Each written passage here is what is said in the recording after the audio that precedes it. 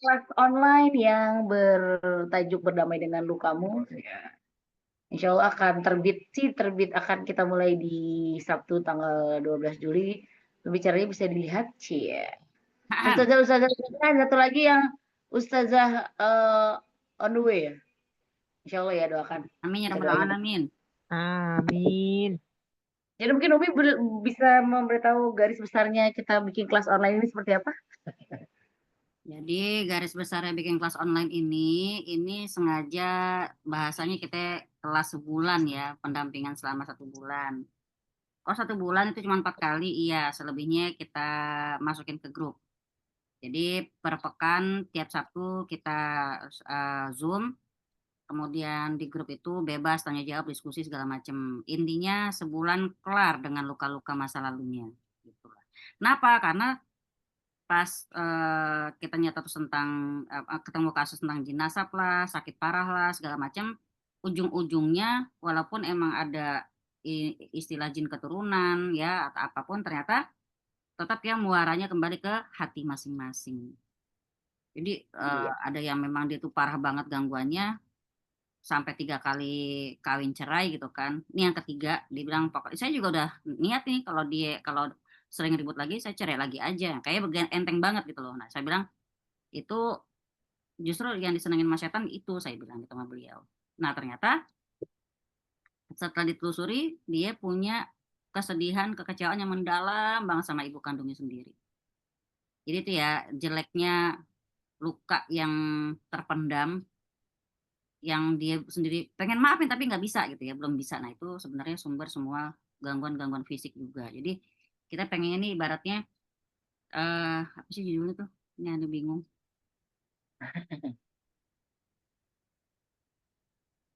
Hmm. Oh ya, dari kelas ini juga kita akan mendapatkan modul berbentuk PDF ya, Iya, bersama apa dan ada sesi rukiahnya juga. di Sabtu Ada terakhir yang ya. ada yang tanya nih ini ada pertemuan offline-nya nggak?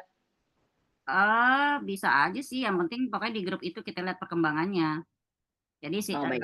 di Sabtu keempat itu insya Allah rukyah online bareng. Nah, nanti kalau emang mereka mau ada sesi offline, itu kita bikin sendiri, insya Allah. Jadi di apa dikupas tuntas ya tentang anxiety segala macam ya tentang Ya. apa Dari sisi tentang hak agama maupun sisi psikologisnya gitu ya. Yang nggak tahu lah bahasanya Ibu Winda mah. Pokoknya intinya kita belajar bareng-bareng untuk mencari apa sih yang kira-kira bisa bikin kita happy, bisa bikin kita sehat, apa namanya, dengan cara kita membasuh luka kita sendiri. Karena saya yakin semua kita tuh pasti punya luka masing-masing. Di sini aja di layar katanya pada senyum-senyum, padahal di belakang mah gitu. Enggak Bu?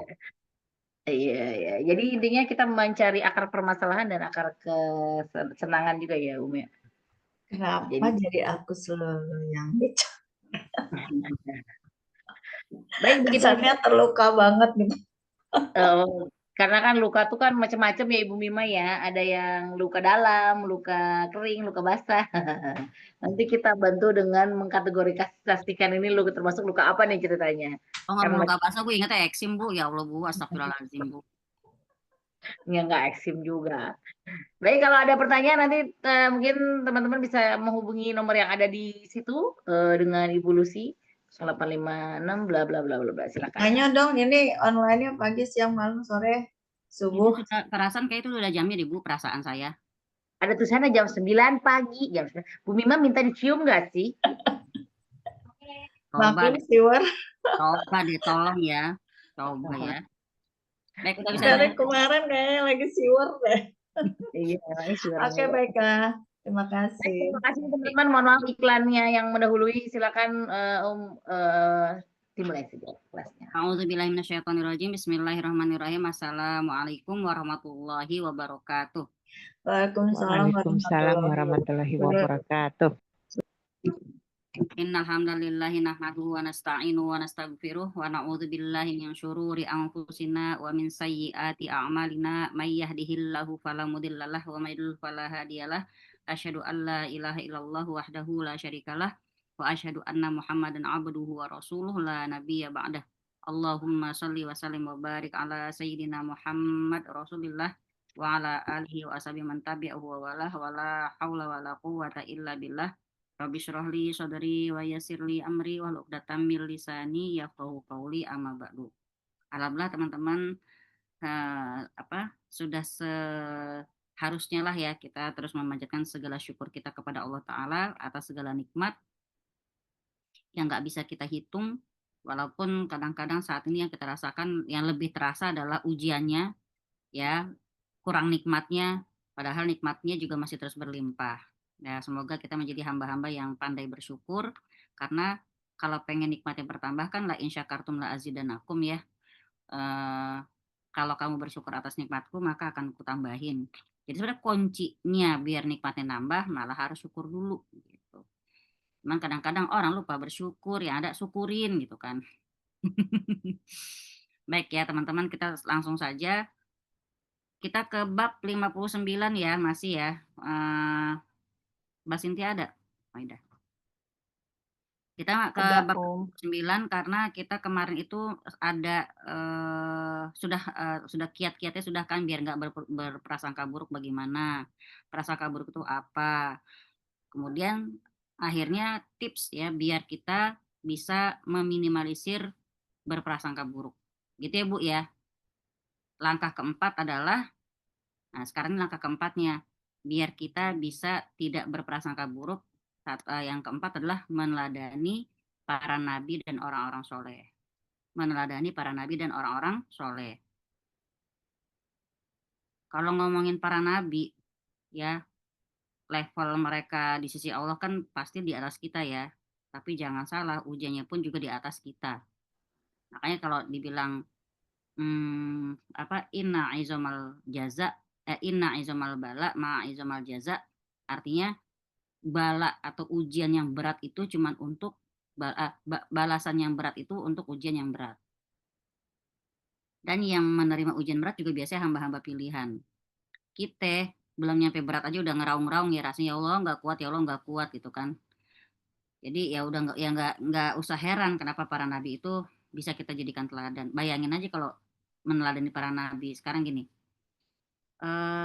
belajar kepada kisah hidup orang-orang soleh ya dalam hal berbaik sangka kepada Allah Ta'ala, itu bisa jadi tips untuk kita membuat kita bisa menghilangkan buruk sangka kita kepada Allah Ta'ala. Sekarang kita bisa belajar dari beberapa nabi.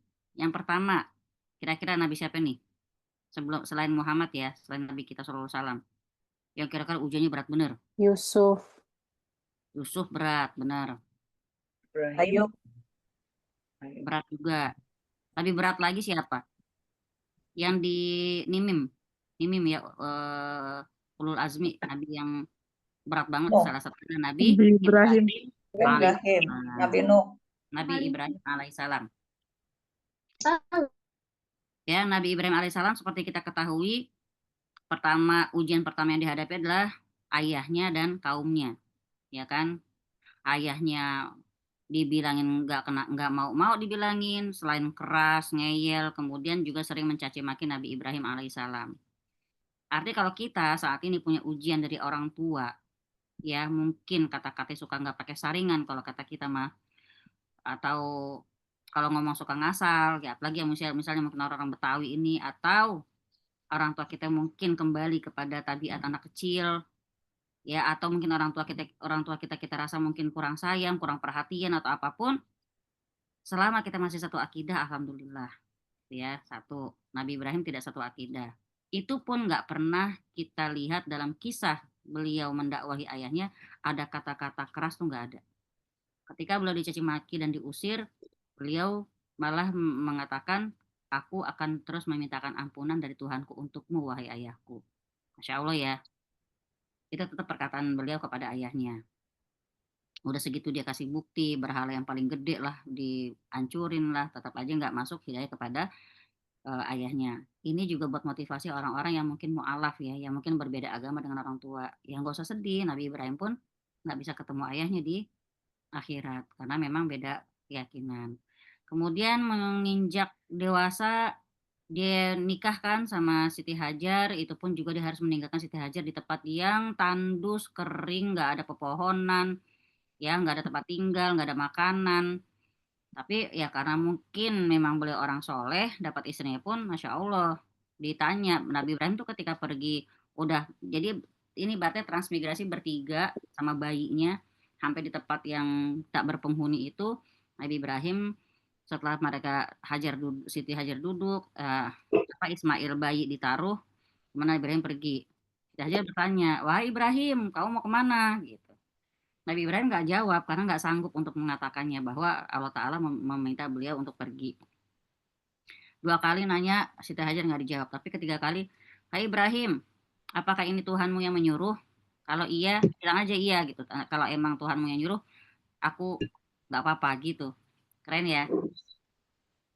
Kalau zaman sekarang kira-kira kalau dibilang dakwah mulu gitu ya. Gitu ya, Ini kalau kita kisahnya Siti Hajar kalau dikiaskan sama zaman sekarang susah banget ya. bukan susah lagi, tidak Amin. terjangkau ya. Tuh. Jadi udah dia berpisah sama anaknya dari bayi, ketemu lagi anaknya umur 17 tahun, malah disuruh menyembelih. Berat lagi nggak ujiannya? Kalau kita bilang ya Allah nggak kurang, kemarin saya disuruh pisah sampai belasan tahun, gitu kan? Suruh nyembelih.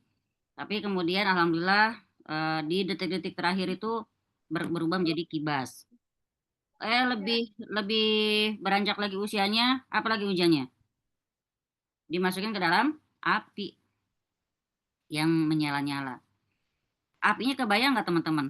Api yang buat ngebakar Nabi Ibrahim. Bukan tungku yang seukuran apa gitu, bukan. Tapi kalau kita bisa bayangkan Gelora Bung Karno, segitulah apinya. Ya, karena itu kayu bakarnya dikumpulin sama orang sekota itu. Sampai ibu-ibu hamil pun mikir begini, coba gue nggak hamil, pasti aku akan ikut ngumpulin kayu bakar buat bakar si Ibrahim. Gitu loh, saking orang semangatnya buat ngebakar Ibrahim alaihissalam. Nah, itu apinya seluas itu tuh, seluas Gelora Bung Karno itu. Dan Nabi Ibrahim tanpa dipakein baju, dia ditaruh di ketapel raksasa. Jadi, twing, kebayangkan belayang kayak apaan. Kalau kita mungkin belum nyampe masukin, belum sampai ditempelin di ketapel aja udah pingsan berkali-kali kali ya, udah ngompol. Nabi Ibrahim enggak. Sampai dilemparin dia menuju api yang menyala-nyala itu, tetap ikhlas kepada Allah Ta'ala. Makanya begitu masuk ke api, apinya jadi dingin. Tapi itu nggak dibilang ke Nabi Ibrahim loh, udah diem aja tenang, apinya dingin. Enggak, Masya Allah ya. Itu mental bajanya tauhid Ibrahim, Masya Allah. Makanya kalau kita mau ngomong soal baik sangka, ternyata Nabi Ibrahim pun orang yang selalu berbaik sangka pada Allah Ta'ala, segitu berarti ujian beliau. Jadi di sini ada 2 perkara yang benar-benar dialami oleh Nabi Ibrahim, yang perkara nggak main-main ya, yang menunjukkan bukti baik sangkanya kepada Allah Ta'ala. Ya tadi ya, pertama dia disuruh ninggalin istri dan anaknya yang masih bayi di sebuah lembah yang tidak berpenghuni, nggak ada air, nggak ada tumbuhan. Dia tunduk dengan penuh keyakinan bahwa Allah pasti akan jagain, karena yang memerintahkan dia begitu adalah Allah Ta'ala. Lihat di surat Ibrahim ayat 37. Lihat di surat Ibrahim ayat 37.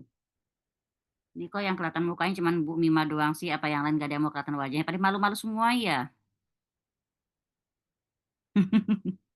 Om udah izin, aku nggak bisa dari siang tadi sinyalnya parah banget. Kalau pakai kamera malah jadi nge-lag ntar ya. Iya, heeh. Ibrahim ayat 37, siapa yang udah ketemu monggo dibaca. Surat Ibrahim ayat 37. Saya ketemu Om. Monggo. Bismillah. Ya Tuhan kami, sesungguhnya aku telah menempatkan sebagian keturunanku di lembah yang tidak mempunyai tanaman-tanaman di dekat rumah Engkau, Baitullah yang dihormati. Ya Tuhan kami, yang demikian itu agar mereka mendirikan sholat. Maka jadikanlah hati sebagian manusia cenderung kepada mereka, dan beri rezekilah mereka dari buah-buahan. Mudah-mudahan mereka bersyukur. Ya, jadi Nabi Ibrahim itu emang terkenal banget hamba yang penuh syukur. Makanya beliau masih di dunia pun namanya sudah dicatat di surga. Hai Mbak Ira, tadi dipanggil loh. Ya. Nah, jadi di sini surat Ibrahim ayat 37 ini benar-benar bukti pertama bahwa Nabi Ibrahim ujiannya adalah meninggalkan anak dan istrinya di sebuah lembah yang tidak berpenghuni, nggak ada tanaman, nggak ada air. Ya boro-boro mau neduh, kanopi itu kagak ada gitu ya. Jadi tapi ternyata beliau tuh benar-benar yakin sama Allah Ta'ala, dan malah cuma berharap ya Allah, berikan mereka rezeki, berikan mereka buah-buahan, semoga mereka jadi orang yang bersyukur. Kita mungkin kalau mendoakan anak-anak kita doain seperti itu juga. Ya Allah, jadikanlah aku dan anak-anak turunanku menjadi hamba-hambamu yang bersyukur. Karena syukur itu susah banget. Kenapa susah? Ya karena yang masuk surga itu cuma 2 orang, yang bersyukur dan bersabar.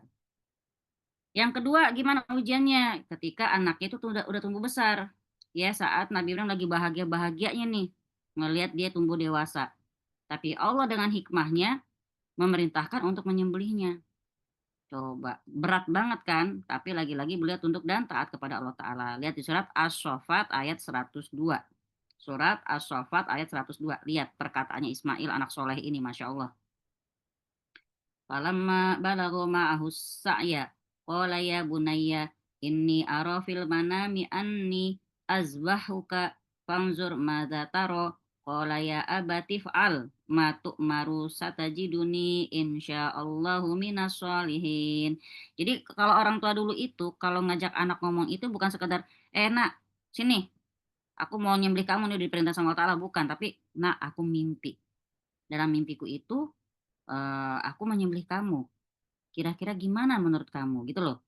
Jadi diajak diskusi. Zaman dulu kalau ngomong parenting ya, ya anak itu diajak mikir, gitu ya. Anak diajak mikir lewat cerita yang disampaikan. Jadi perintah atau larangan tuh disampainya lewat kayak orang lagi menceritakan suatu kisah, lalu anaknya diajak mikir, menurut kamu bagaimana?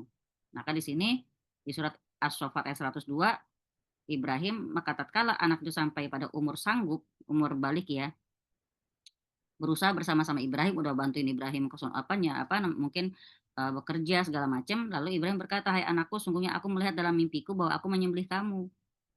Gimana menurutmu?" Apa jawaban Ismail? "Hai bapakku, kerjakanlah apa yang diperintahkan kepadamu. Insya Allah kamu akan mendapati aku sebagai termasuk orang-orang yang sabar." Masya Allah. Kalau anak zaman sekarang nangis dulu. Ya Allah, baru ketemu. Ya, udah gue nggak diurusin, nggak pernah dapat figur bapak, udah ketemu malah mau disembelih. Nah, itu tapi masya Allah emang hamba pilihan. Ya, di sini udah pakai ya bunaya. Kalau panggilan Arab itu ya, kalau bilang ya bunaya itu benar-benar kesayangan. Hai anakku sayang kayak gitu. Jadi di sini, hai bapakku ya abati, kerjakanlah apa yang diperintahkan kepadamu, insya Allah kamu akan mendapat ikut termasuk orang-orang yang sabar. Jadi, ya itu tadi ya, bagaimana bapaknya, bagaimana anaknya, kalau bahasa sawangan ya Win ya, like father like son like father ya, itu kan bagaimana bapaknya bagaimana anaknya, bapaknya soleh anaknya seperti itu, maka ketika itulah Nabi Ibrahim memperoleh gelar Khalilullah, kekasih Allah. Kalau ngomong soal ana uhibuk misalnya ya, aku mencintai kamu, atau habibi kekasihku, itu kalau kalau kita ngomong soal level dalam tingkatan kaidah bahasa Arab, habibi itu sama Khalil itu udah beda. Khalil itu udah bener kesayangan banget. Ya, Khalilullah itu kesayangan Allah, kekasih Allah. Allah berfirman di surat An-Nisa 125. Ya, wattakhazallahu Ibrahima khalila, dan Allah mengambil Ibrahim menjadi kekasihnya. Jadi di sini Khalilullah itu sebutan kekasih yang benar-benar yang paling dikasihi, disayangi, itu sebutan untuk Nabi Ibrahim alaihissalam di surat An-Nisa 125. Kenapa? Itu tadi bertubi-tubi ujian dari Allah Ta'ala, beliau selalu berhasil melewatinya, menjalaninya dengan, kalau bahasa kita sekarang mumtaz ya, peringkatnya tertinggi, the best pokoknya. Itu pertama contoh dari Nabi Ibrahim alaihissalam. Selalu bisa berprasangka baik kepada Allah Ta'ala. Ini kita masuk ke bahasan poin nomor 4 Mbak Ira. Biar kita itu meminimalisir prasangka buruk ya. Supaya kita gimana cara biar bisa prasangka baik sama Allah. Selain ada kemarin tips-tipsnya, sekarang yang nomor 4 adalah kita bisa membaca kisah-kisah dari orang-orang soleh terdahulu. Ya Ibrahim udah tau lah Mbak Ira ya kayak apa, Masya Allah ya. Nah sekarang kedua kira-kira Nabi siapa nih Win? Minum aja dia. Pas banget lagi nenggak lagi. Teman-teman, kira-kira yang kedua Nabi siapa yang ujiannya juga berat? Ayub. Iya sih berat dia. Tapi Kurang berat. yang dakwahnya pun berat. Pernah dengar Nabi Ayub berdakwah? Enggak kan? Cuman dia memang Nabi. Kalau Nabi dan Nabi. Rasul beda emang. Iya. Nabi Nuh ya? Enggak. Nabi Musa alaihi salam. Ya, di antara bukti baik sangkanya beliau kepada Allah Ta'ala adalah peristiwa ketika beliau dikejar oleh Fir'aun. Coba kayak apa rasanya dikejar sama Fir'aun dan bala tentaranya kan? Ya hadapannya membentang laut luas. Ya kan? Kalau kita kurang-kurang yakin sama Allah, waduh putus asa banget itu. Membentang, di depannya membentang lautan luas, di belakangnya Fir'aun dan bala tentaranya. Nah, ini Allah Ta'ala ceritakan dalam Quran di surat Asy-Syu'ara. Asy-Syu'ara 61 dan 63. Surat Asy-Syu'ara 61 dan 63. Bismillahirrahmanirrahim. Falamma taro al jam'ani qala ashabu Musa inna lamudrakun. Qala kalla inna ma'iya rabbi sayahdin. Fa auhayna ila Musa an idrib bi'asakal hajar fan falaqa fakana kullu firqattaudil azim. Maka setelah kedua golongan itu saling melihat, jadi nih pasukannya Nabi Musa mau lanjut ada lautan, akhirnya mereka balik semua ngeliat ke belakang. Di belakang lagi nyusul tuh pasukan Firaun. Jadi saling lihatlah mereka. Kata kata pasukan Nabi Musa, iya kekejar nih kita gitu kan. Bisa dibayangkan lah perasaan mereka antara gimana ya rasanya tuh orang udah capek-capek lari, ternyata ketangkep juga gitu. Kalau itu pikiran mereka. Tapi kata Musa, enggak, kita enggak akan tersusul, kata Nabi Musa.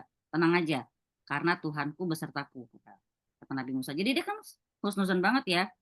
Pasti dia akan kasih aku petunjuk sayahdin. Gitu. Jadi pasti Allah akan memberikan aku petunjuk. Sayahdin itu sesuatu yang akan, ya yang kira-kira tuh dalam waktu cepat akan terjadi. Kalau saya bilang sa'akulu, saya mau makan. Atau sa'azhabu, saya akan pergi. Jadi tuh akan dilakukan saat itu juga. Maka kata Nabi Musa, sayahdin, Rabbi sayahdin, Tuhanku akan memberikan aku petunjuk. Ya. Lalu kami wahyukan kepada Musa, pukullah lautan itu dengan tongkatmu. Lagi-lagi, ya tongkatnya itu dipukul dipukul lautan itu dengan tongkatnya. Maka terbelahlah lautan dan tiap-tiap belahan adalah seperti gunung yang besar. Pernah nggak ngelihat film Nabi Musa membelah lautan? Bisa mungkin coba Film ada tuh itu di ya, YouTube ya. yang itu. Kalau dulu kan suka ada, dulu ada VCD-nya tuh, lengkap bisa Iya. nabi-nabi. Gitu, ngeliat gitu aja kita udah terbelalak ya gimana ngeliat benernya gitu saat itu. Nah, itulah bukti betapa baik sangkanya Musa kepada Allah Ta'ala. Yang ketiga dari siapa? Tentu Nabi kita Shallallahu Alaihi Wasallam ya. Di antara prasangka baik Nabi kita kepada Allah adalah apa? Peristiwa perjanjian Hudaybiyah.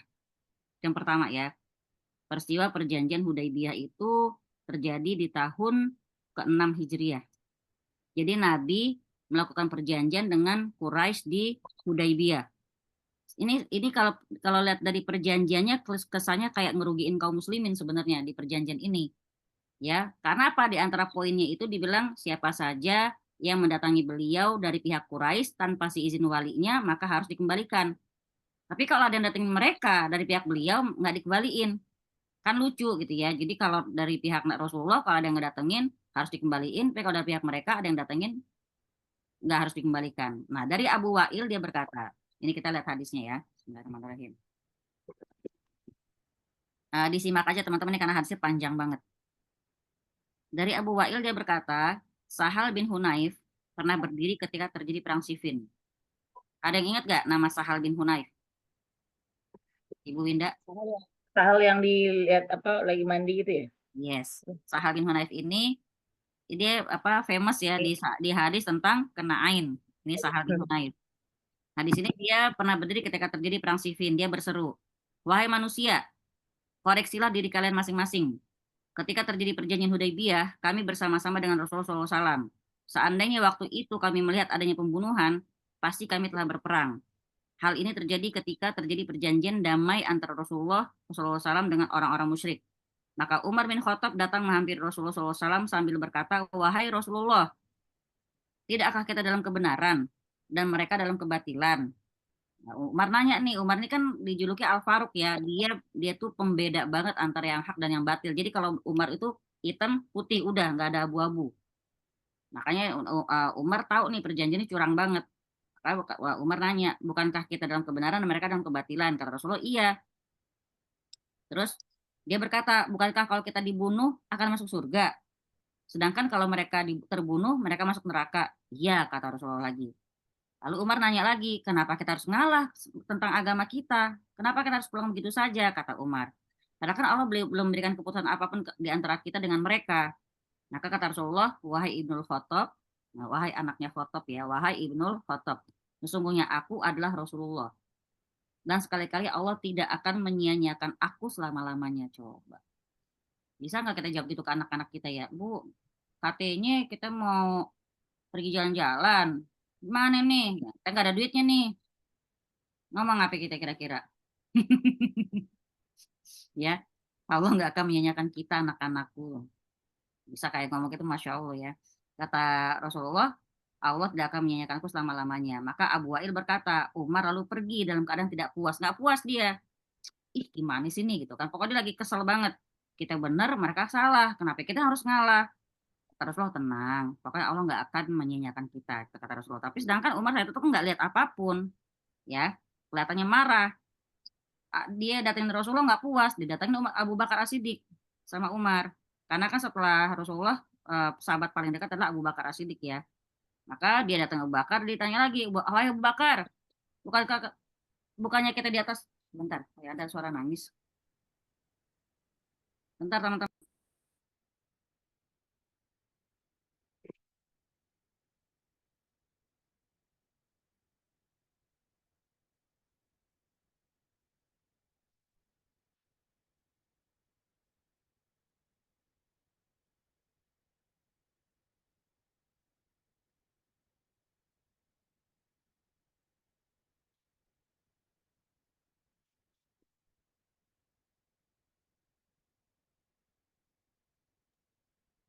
Maaf ya terinterupsi.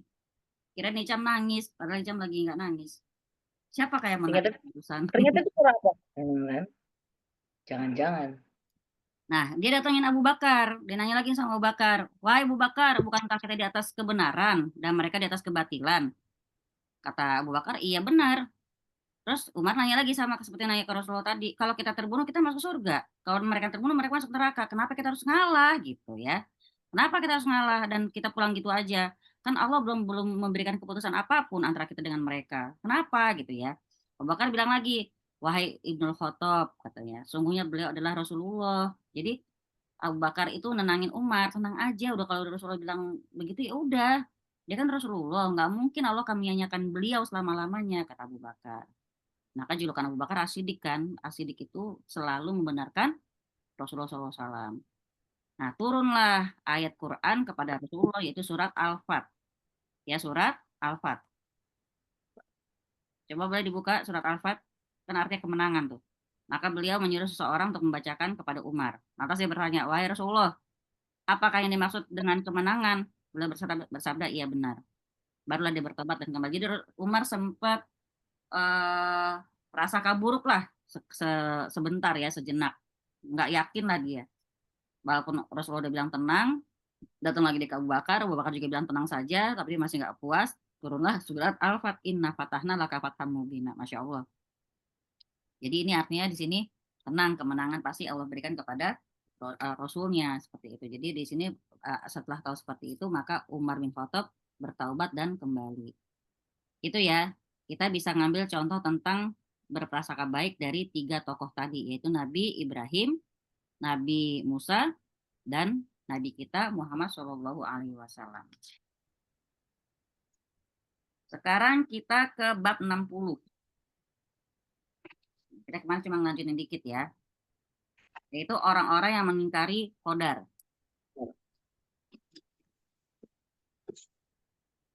Ada yang mau nanya dulu?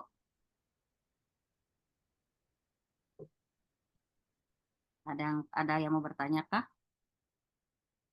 Tidak ada, saya mulai ya. Bismillahirrahmanirrahim. Ini kalau kita kasih judul Maja'a fi mungkiril qadar. Mungkir. Mungkir kalau bahasa kita kan mangkir ya, mangkir, ingkar ya. Mungkiril qadar itu mengingkari takdir. Kita lihat di bukunya Ibnu Umar berkata, demi Allah yang jiwa Ibnu Umar berada di tangannya. Seandainya salah seorang dari mereka memiliki emas sebesar gunung Uhud, lalu diinfakkan di jalan Allah, tidak akan diterima oleh Allah Ta'ala sebelum dia beriman kepada qadar. Kemudian Ibnu Umar berdalil dengan sabda Nabi SAW, al-imanu antu'mina billah wa malaikatihi wa kutubihi wa rusulih wal yaumil akhir wa tu'mina bil qadar khairihi wa syarrihi. Iman adalah hendaklah kita beriman kepada Allah Ta'ala, lalu kepada malaikat-malaikatnya, kemudian kitab-kitabnya, rasul-rasulnya, hari akhir, dan beriman kepada qadar baik dan buruknya. Kemudian Ibnu Umar membaca lagi sabda Nabi SAW, ya, diriwayatkan bahwa Ubadah bin As-Samit berkata kepada anaknya, hai anakku, sungguh kamu tidak akan merasakan nikmatnya iman sebelum kamu meyakini bahwa apa yang telah ditakdirkan mengenai dirimu pasti tidak akan meleset. Dan apa yang telah ditakdirkan tidak mengenai dirimu pasti tidak akan menimpamu. Aku telah mendengar Rasulullah SAW bersabda, in awwala ma khalaqallahu al-qalam faqala lahu uktub. Faqala rabbi maza uktub. Sungguhnya pertama-tama yang diciptakan Allah adalah kolam, pena. Lalu Allah berfirman kepada si pena ini, tulislah, kata Allah Ta'ala. Pena pena nanya, ya Tuhanku, aku nulis apa? Apa yang harus aku tulis? Kata si pena. Allah berfirman, tulislah segala takdir segala sesuatu sampai hari kiamat. Sampai hari kiamat, teman-teman. Artinya apa, teman-teman? Kebayang nggak? Saat ini ya, kita lagi kajian ini, itu kolam tetap bergerak. Kolam tetap bergerak. Bukannya itu cuma sekali doang ya? Aku pikir tuh dia cuma sekali tulis sampai kiamat udah. Enggak, tetap sampai hari kiamat kan dinulis terus. Ya, nulis terus. Kenapa? Makanya kan kadang-kadang kita dibilang jangan pernah ngomong sembarangan. Kenapa? Karena di Ar-Rahman dibilang kullu yaumin huwa fi sya'nin. Tiap hari Allah dalam kesibukan. Sibukan ngapain? Kita lihat hadisnya. Setiap hari Allah Ta'ala melihat atau menengok ke dalam buku catatan takdir kita sebanyak 360 kali penglihatan. Setiap hari loh ya. 360 kali penglihatan. Mbak Ira, 360 kali penglihatan kali 24 jam berapa? Dibagi 24 jam. Banyak lah pokoknya. Setiap hari Allah Ta'ala nengok catatan takdirnya Mbak Ira, nengok buku catatan takdirnya Mbak Prita, nengok catatan buku takdirnya Winda. Itu masing-masing kita 360 kali penglihatan Allah melihatnya. Dihitung ke 24 jam berapa? 4 menit sekali. 4 menit sekali Allah menengok. Ngapain Allah nengok? Disitulah Allah Ta'ala ngedit, disunting sama Allah. Ada yang Allah naikin derajatnya, ada yang Allah rendahkan, ada yang Allah kayakan, ada yang Allah miskinkan. Ada yang Allah kasih musibah, ada yang Allah kasih nikmat. Makanya itu tadi selalu berprasangka baik sama Allah Ta'ala. Kenapa? Kalau dia berprasangka baik, maka baik yang terjadi. Kata Allah dalam hadis qudsi ya. Kalau dia berprasangka buruk, maka prasangka buruk yang terjadi. 4 menit sekali Allah tuh ngecek. Nah, subhanallah. Kalau ngomong soal prasangka, baik atau buruk itu di mana sih tepatnya prasangka, Bu Winda? Tepatnya prasangka itu di mana? Hati. Hati kan? Hati tepatnya siapa? Allah. Hati tepatnya setan nongkrong. Was-was setan. Ning syaril was-wasil. Setan tuh tahu banget kita tuh butuh hati untuk selalu menjaga ketaatan, butuh hati yang selamat. Makanya nongkrongnya di hati dia. Min syaril waswasil khonnas. Yang bikin kita nggak enak ibadah, suara hati kan. Wah, jangan-jangan gue begini. Wah, jangan-jangan gue begitu. Yang bikin sholat nggak khusyuk apa? Hati juga. Yang bikin kita misalnya mau bersyukur atau mau bersabar juga isi hati. Ya, yang bikin kita misalnya merasa dakwah ini berat banget, ya misalnya udah dibilangin juga laki-laki di masjid nggak ke masjid, nih hati kayak kesel banget nih misalnya nih, setan nyelidap di situ, tuh lihat tuh laki lo nggak pernah ke masjid, ngeselin kan, coba gimana kita, sedangkan kan orang beriman tuh lah dia akan dia pakai kata-kata soleh segala macam itu untuk bikin kita sebenarnya untuk marah sama suami kita, gitu ya. Jadi setan tuh tahu banget kelemahan kita nih, orang lagi semangatnya dalam kebaikan, semangatnya hijrah, pasti ngeliat keburukan dikit kita tuh gemes ya kita ya, yang pokoknya yang lagi hijrah begitulah ya, maksudnya kalau kita lagi semangat dalam kebaikan pasti kita tuh gemes ngeliat yang nggak benar. Nah, setan masuk di situ biasanya, semangatnya kita berdakwah, semangatnya kita untuk memberikan peringatan itu racunin sama setan dengan kata-kata apa? Itu tadi menganggap kalau dia kita kasih tahu harus dia bertindak, bergerak. Padahal kita tuh cuma punya kewajiban ngasih ingetan, dia berbuat atau tidak itu urusannya hidayah. Itu urusannya Allah Ta'ala. Dikasih tahu pakai jilbab udah dari kapan tahu. Giliran Ustadz itu yang ngomong baru sekali dia pakai jilbab. Bukan begitu ya. Kayak orang mecahin batu 100 kali pukulan. Di pukulan ke-99 kita itu nyerah. Ada orang pukulan ke-100, tentu dia pecah. Maksudnya apa? Nggak ada perbuatan baik yang sia-sia sebenarnya. Ya, kalaupun bukan di kita, bisa dengan cara lain Allah memberikan hidayah kepada orang tersebut. Jadi ingat sekali lagi teman-teman, yang namanya dakwah itu atau yang namanya ngasih peringatan itu kewajiban kita sepanjang hayat. Ngajak, ngingetin. Dia berbuat atau tidak, itu kembalikan kepada Allah Ta'ala yang megang hati manusia. Gitu ya. Jadi sekarang kita lihat nih. Kalau kita lihat di hadis yang pertama, bahaya banget ya orang yang mengingkari takdir.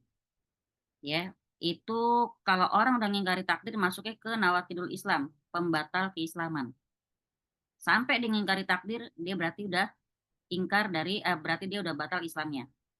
Karena apa? Rukun iman adalah pertama beriman setelah beriman kepada Allah, malaikat dan segala macam, terakhir kan percaya beriman kepada takdir. Maka barang siapa mengingkari salah satu dari rukun iman ini, dia udah kafir. Itu berat ya. Kadang-kadang kita nggak merasa. Benar nggak? Padahal dibilang di sini, walaupun dia berinfak segede gunung Uhud, tapi kalau orangnya itu menolak takdir, itu sia-sia. Coba Mbak, kita berinfak 20 kg emas aja belum tentu berani. Ini segede gunung Uhud loh. Siapa yang punya logam mulia berani diinfakkan 50 gram gitu? Berat kan? Kagak ada Nah, juga barangnya. kagak ada.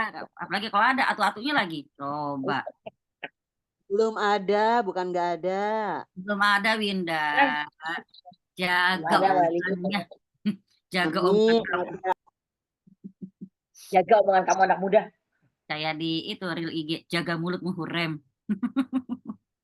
Ya. Jadi di sini kalau dia termasuk mengingkari takdir gimana Mbak Lin? Bisa kasih contoh nggak? Sekedar ucapan. Ayo. Apa menghindari takdir ya? Mengingkari. Apa mengingkari takdir? Ya mungkin yang pernah saya lakukan, Allahu Akbar.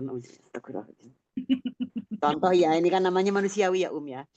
Tuh. Seperti yang kayak gini kan kemarin tuh, waktu saya sakit ini kan triggernya dari vaksin COVID gitu ya. Oh iya. Terkadang kalau lagi di Oh, COVID gua tuh, nggak vaksin. Iya ya.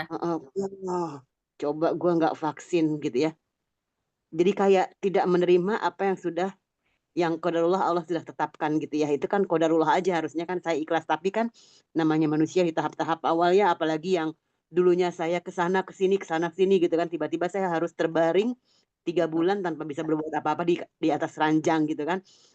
Itu jelas pasti ada pergolakan atau kesedihan lah ya, gitu sih itu yang pernah saya alami sih gitu. Dan memang seperti kita semua pasti pernah di fase itu, ya. Jadi di sini tolong teman-teman yang pakai yang ada stabilo stabiloin tuh di paragraf 1, 2, 3 di bawahnya hadis tadi ya, perkataannya Ubadah bin As-Samit kepada anaknya bahwa apa yang telah ditakdirkan mengenai dirimu pasti tidak akan meleset, dan apa yang telah ditakdirkan tidak mengenai dirimu tidak akan menimpamu. Berarti kalau Mbak Lin divaksin, ya emang udah takdir divaksin gitu ya. Saya nggak divaksin bukan karena apapun, tapi emang udah Allah takdirnya saya nggak kena vaksin. Saat itu Allah kasih wasilahnya adalah waktu itu saya pas lagi kena tensi tinggi dan aslam. Ya emang itulah cara Allah, skenario Allah tuh skenario emang Allah tuh sebaik-baik membuat skenario ya. Tapi tetap bukan berarti saya lebih beruntung dari Mbak Lin, enggak ya. Kenapa? Kenapa kalau kita ngomong, ih enak lu mah nggak kena vaksin, gue mah kena vaksin. Kita nggak ada yang lebih enak dari kita. Itu semua kehendak Allah. Dan yang harus kita yakini adalah semua kehendak Allah itu baik buat kita. Jadi kalau kita ngomong kayak gini kan enak ya Mbak Lin ya. Saya nggak akan merasa lebih baik dari Mbak Lin, atau Mbak Lin nggak akan merasa lebih lebih apes dari saya misalnya. Nggak ada. Kita semua merasa ya Allah aku ridho. Ini semua adalah kehendak Allah Ta'ala. Jadi di sini 6 rukun iman itu harus kita yakini semuanya. Nggak boleh kita cuma beriman pada sebagiannya dan kufur pada sebagiannya. Kita iman kok sama Allah, tapi di takdir kita suka ngomong, coba nggak begini, coba nggak gitu. Coba kalau gue nggak nikah sama dia, coba gitu kan. Itu kata-kata itu termasuk mengingkari takdir. Nah, ini kalau kita lihat hadis ini sebenarnya hadis pertama dalam kitab iman dalam Sahih Muslim, ya. Hadis ini bercerita tentang 2 orang yang datang kepada Ibnu Umar dan mereka cerita tentang munculnya sebagian orang yang membahas lebih dalam tentang takdir, di mana salah seorang di antara mereka bernama Ma'bad al-Juhani di Basrah. Ya, Ma'bad al-Juhani. Ma'bad al-Juhani ini bilang, ada suatu perkara, sesuatu yang baru dan Allah nggak tahu sebelumnya, kata si Ma'bad ini. Maka Ibnu Umar berkomentar tentang sekelompok orang yang berdalam-dalam tentang ilmu takdir ini, sehingga menjadikan mereka berpendapat bahwa setiap perkara ada sesuatu yang baru dan Allah nggak tahu sebelumnya. Jadi ada sekelompok manusia, sekelompok orang-orang, mereka berpemahaman bahwa kalau sesuatu yang baru-baru itu Allah nggak tahu apa-apa. Allah kan sono di zaman azali dulu. Padahal apa? Takdir kita sampai hari kiamat itu, sampai makhluk-makhluk di akhir zaman itu semua udah ditulis sama Allah Ta'ala 50.000 tahun sebelum langit dan bumi diciptakan. Langit, bumi belum ada, kita udah ditulis takdirnya sama Allah Ta'ala. Insya Allah ya. Nah, ini berani-berani manusia, ini sekelompok manusia bilang bahwa Allah Ta'ala nggak tahu apa-apa tentang takdir di zaman ini. Maka Ibnu Umar berkata, kalau kamu ketemu sama orang-orang itu, kabarkan kepada mereka bahwa saya berlepas diri dari mereka. Jadi kalau kita ketemu teman-teman yang kayak gitu, harus ngomong gitu teman-teman. Kenapa? Misalnya ini kita biasa main sama mereka nih, beberapa orang. Atau omongan mereka itu omongan yang, kalau kita pakai kitab tauhid ya, omongan mereka itu adalah omongan yang benar-benar bisa mengeluarkan dari keislaman. Kita harus berlepas diri. Kenapa? Karena di akhirat kita dituntut. Jadi hati-hati. Kenapa kita berteman harus milih-milih? Karena kalau kita berteman sama orang baik, di akhirat saling cari. Ya, ada yang masuk surga duluan mereka. Mungkin kita belum, lama hisap segala macam, kita dicari sama teman-teman kita. Ya Rob, teman kami si ini belum masuk. Itu kalau berteman sama orang soleh. Kalau kita berteman sama orang kayak gitu di dunia, maka tinggalin. Nggak enak dong, mutus silaturahim. Silaturahim cuma buat keluarga. Kalau untuk teman, orang lain, kalau misalnya berpotensi buruk buat keimanan, kita jauhin. Gitu ya. Jadi di sini Ibnu Mas'ud bilang, kalau kamu ketemu lagi sama mereka, bilang sama mereka, Ibnu Mas'ud berlepas diri dari mereka. Dan mereka berlepas diri dariku. Seandainya salah seorang dari mereka punya emas sebesar gunung Uhud, terus diinfakkan di jalan Allah, Allah gak akan menerimanya sampai dia beriman kepada takdirnya.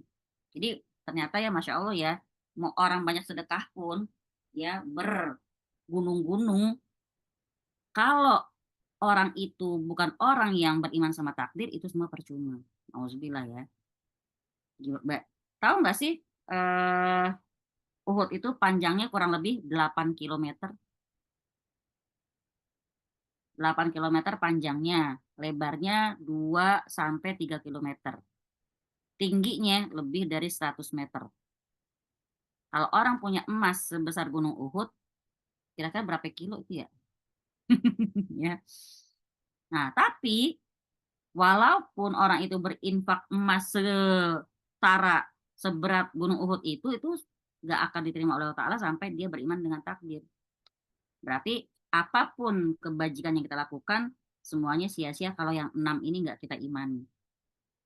Allah, malaikatnya, kitab-kitabnya, rasul-rasulnya, hari akhir, qadar baik dan buruknya. Masya Allah ya. Makanya untuk setiap takdir buruk kita selalu bilang qadarullah wa masya'a fa'al. Udah, entah lewat kekeliruan kita, lewat kebodohan kita, keserakahan kita ikut dalam suatu hal misalnya terus kita rugi bener-bener, ya udah qadarullah, emang udah Allah kasih kita mengalami itu gitu. Gimana cara kita menyikapinya? Allah sayang sama kita. Mungkin kalau nggak disentil pakai itu, kalau nggak digambar pakai takdir buruk, kita mungkin nggak akan semakin belajar seperti saat ini, Masya Allah ya. Jadi di sini apa namanya?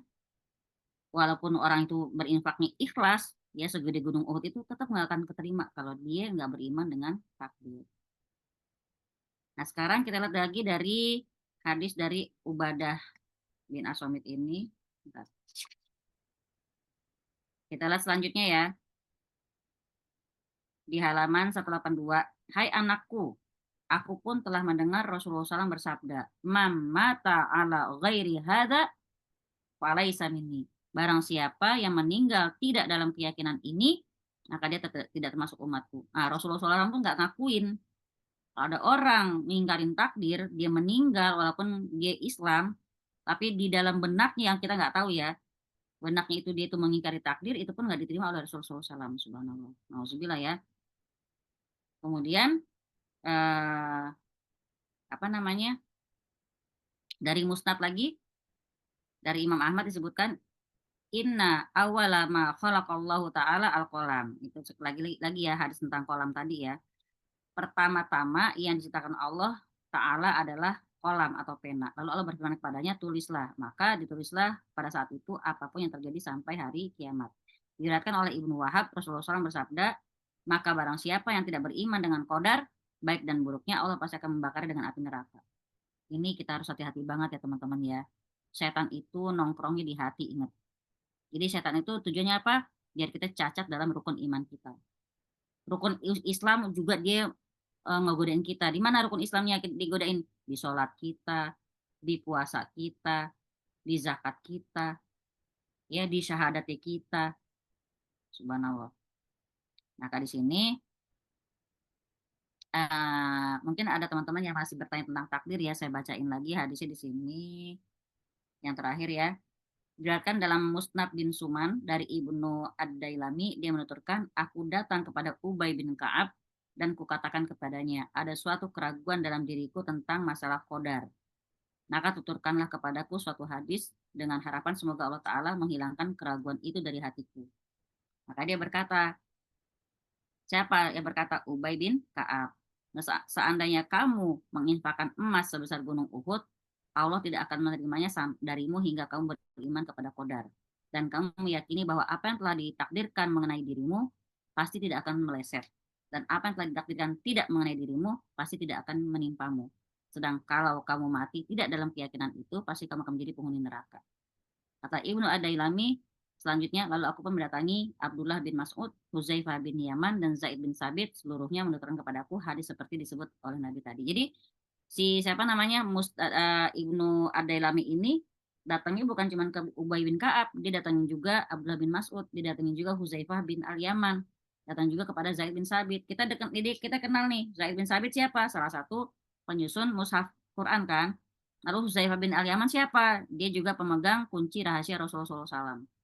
Jadi Rasulullah kalau ngasih tahu suatu kabar yang masih nggak boleh disebarkan, dia pasti ngomongin sama Huzaifah bin Al-Yaman. Insya Allah ya. Ini ternyata semua jawabannya sama, bahwa dia harus mengimani takdir. Nah sekarang, kalau ngomong soal takdir sekarang lagi ya.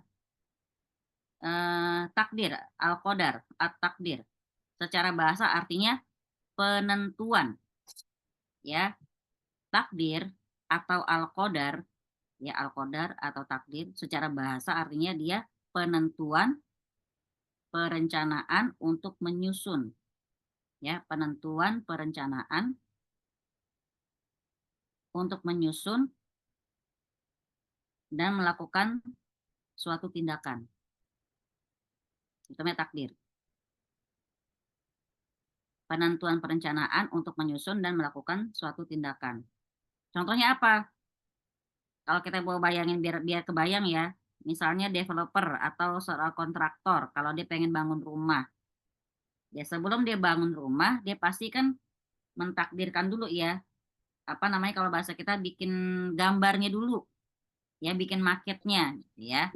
Diperkirakan yang akan dia bangun kayak apa, modelnya gimana, berapa kamarnya, berapa lantai, segala itu begitu maksudnya. Sebenarnya kita kalau ngeliat kayak gitu tuh contoh banget ya. Kalau makanya dibilang di wahyu pertama yang Allah firmankan kepada Nabi kita SAW, Iqra, baca. Maka apapun dalam hidup ini kita baca. Kita dikasih contoh tuh. Coba lihat di para kontraktor, pada siapapun deh. Kalau dia mau bikin apapun pasti kan bikin kerangka, bikin gambarnya dulu. Nah, itu takdir tuh. Berarti apapun yang terjadi ketika rumah itu jadi, udah duluan ketahuan di sini di versi marketnya gitu ya.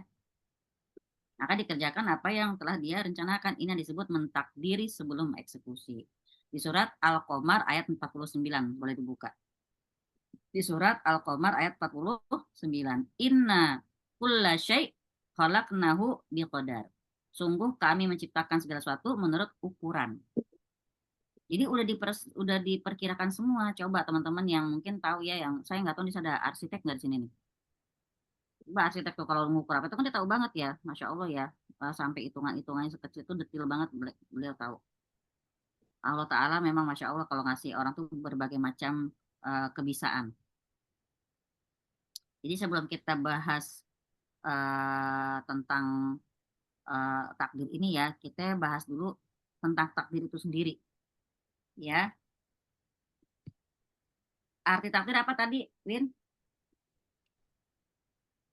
Menetapkan apa yang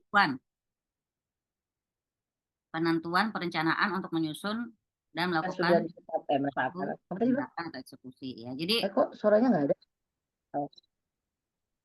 Wah, ini sinyalnya nggak beres nih, sebentar. Di sana hujan nggak sih? Di sana hujan nggak sih? Bintaro hujan nggak sih? Hujan, Betty. Hujan. Pondok Gede hujan. Oh, waduh, rata berarti ini Sawangan hujan bener-bener. Jadi Anda dari tadi kadang-kadang nge-lag, kadang-kadang enggak, tadi gue pakai sweater, Win. Di sini di Paris lagi ini musim dingin. aku ini di Stockholm. Diketahui sama Mbak Ira. Teh Ira ada kembaran nih. Teh Ira sama Mbak Ira tuh. Mbak Ira Mawati sama Teh Ira. Kenalan noh. Pasaran kayaknya nama Ira. Mbak Ira tuh ada Teh Ira ya. Nah, sekarang kita ngomong soal takdir. Satu ya, takdir apa namanya? Takdir itu sirullah. Takdir itu rahasia Allah. Ya, satu, takdir adalah rahasia Allah. Saking rahasianya, ya nggak ada yang tahu hakikat takdir itu, walaupun nabi, malaikat pun nggak ada yang tahu isinya lahul mahfuz kecuali Allah Ta'ala. Nggak ada yang tahu isinya lahul, walaupun di aras itu, di sekitar aras ada hamalatul arsy ya, malaikat-malaikat pemikul aras yang benar-benar dekat sama Allah Ta'ala, mereka nggak tahu isinya lahul mahfuz, nggak tahu kecuali Allah Ta'ala. Makanya kalau kata para ulama salaf ya, perkataan orang-orang soleh terdahulu, diantaranya Ali bin Abi Thalib radhiyallahu anhu, beliau bilang, wahai Abu Hasan, ini Ali ditanya sama orang ya, wahai Abu Hasan, wahai bapaknya Hasan, apa pendapatmu tentang takdir? Kalau ada yang nanya sama Winda, Win, menurut Winda gimana? Menurut Winda tentang takdir, apa sih Win takdir itu, gitu kan? Apa itu? Takdir itu yang sudah digariskan. Ini aku lagi mencoba mencatat di handphone, malah nggak karu-karuan catatan gue. Nah, ini yang ditanya Ali bin Abi Thalib. Ali bin Abi Thalib radhiyallahu anhu berkata, nih ya, takdir itu jalan yang gelap, jangan engkau lewati. Takdir itu jalan yang gelap, jangan engkau lewati. Ditanya lagi, wahai Abu Hasan, apa pendapatmu tentang takdir? Ali jawab lagi, takdir itu lautan yang sangat dalam, jangan engkau masuk ke dalamnya. Lalu ditanya lagi, apa pendapat tentang takdir? Kata Ali bin Abi Thalib, takdir adalah rahasia Allah, jangan kau cari-cari. 3 ya, takdir itu apa namanya? Jalan yang gelap, jangan kau lewatin. Takdir itu lautan yang dalam, jangan kau masuki. Takdir itu rahasia Allah, jangan kau cari-cari. Kenapa? Karena memang takdir adalah rahasia Allah, maka Allah Ta'ala mengingatkan juga dalam Quran. Surat Al-Anbiya ayat 23. Surat Al-Anbiya ayat 23. La yus'alu amma yaf'alu wa hum yus'alun. Dia, Allah Ta'ala, tidak ditanya tentang apa yang dikerjakan. Tapi mereka lah, manusia-manusia itu yang akan ditanya oleh Allah Ta'ala. Jadi bukan Allah yang ditanya, tapi Allah tanya manusia. Manusia nggak ditugaskan untuk menghisap Allah, ya. Tapi karena kita yang akan dihisap oleh Allah Ta'ala. Jadi nggak usah mikirin takdir jauh-jauh, pokoknya husnuzon sama Allah Ta'ala aja. Ya, tawakal sama Allah Ta'ala. Jadi pertama, takdir adalah rahasia Allah. Dalil surat Al-Anbiya ayat 23. Lalu perkataan Ali bin Abi Thalib, tiga tentang takdir. Takdir adalah jalan yang gelap, jangan kau lewatin. Takdir adalah lautan yang dalam, jangan kau masuki. Takdir adalah rahasia Allah, jangan kau cari-cari. Jadi kalau ada orang sampai tahu takdir orang lain, berarti apa teman-teman? Dia terganggu. Ya, dia kena gangguan jin. Dan itu juga belum tentu benar gitu ya. Kalau jin itu kan hasil curi-curi berita dari langit. dia sampaikan kepada keluarganya di dunia. Siapa keluarganya jin-jin itu? Tukang sihir, paranormal, orang pinter. Itu pun yang disampaikan satu kebenaran dibungkus dengan 1000 kebohongan. Tapi manusia kadang suka ingatnya yang benernya doang. Dari zaman dulu kan kalau tiap tahun baru itu pasti ada peramal-peramal di TV yang ngeramalin bla bla bla bla bla. Padahal yang meleset itu 100, benar cuma satu. Tapi manusia ingat yang benernya. Oh iya bener, pantesan ya waktu itu ada si Mama Anu ngomong, Mama Lemon, ya kan? Ternyata benar kejadian. Padahal melesetnya banyak, tapi yang melesetnya nggak diingat. Jadi itu takdir adalah rahasia Allah. Yang kedua apa? Takdir itu apa? Tentang takdir ya, kemampuan akal terbatas. Kemampuan akal kita terbatas.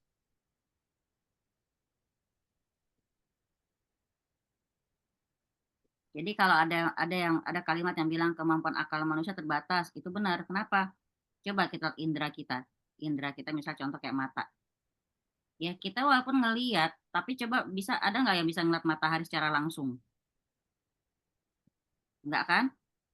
Terus kita nggak bisa lihat cahaya, kita nggak bisa lihat cahaya ketika orang-orang yang ngelas misalnya. Dia pasti harus pakai pelindung kacamata kan.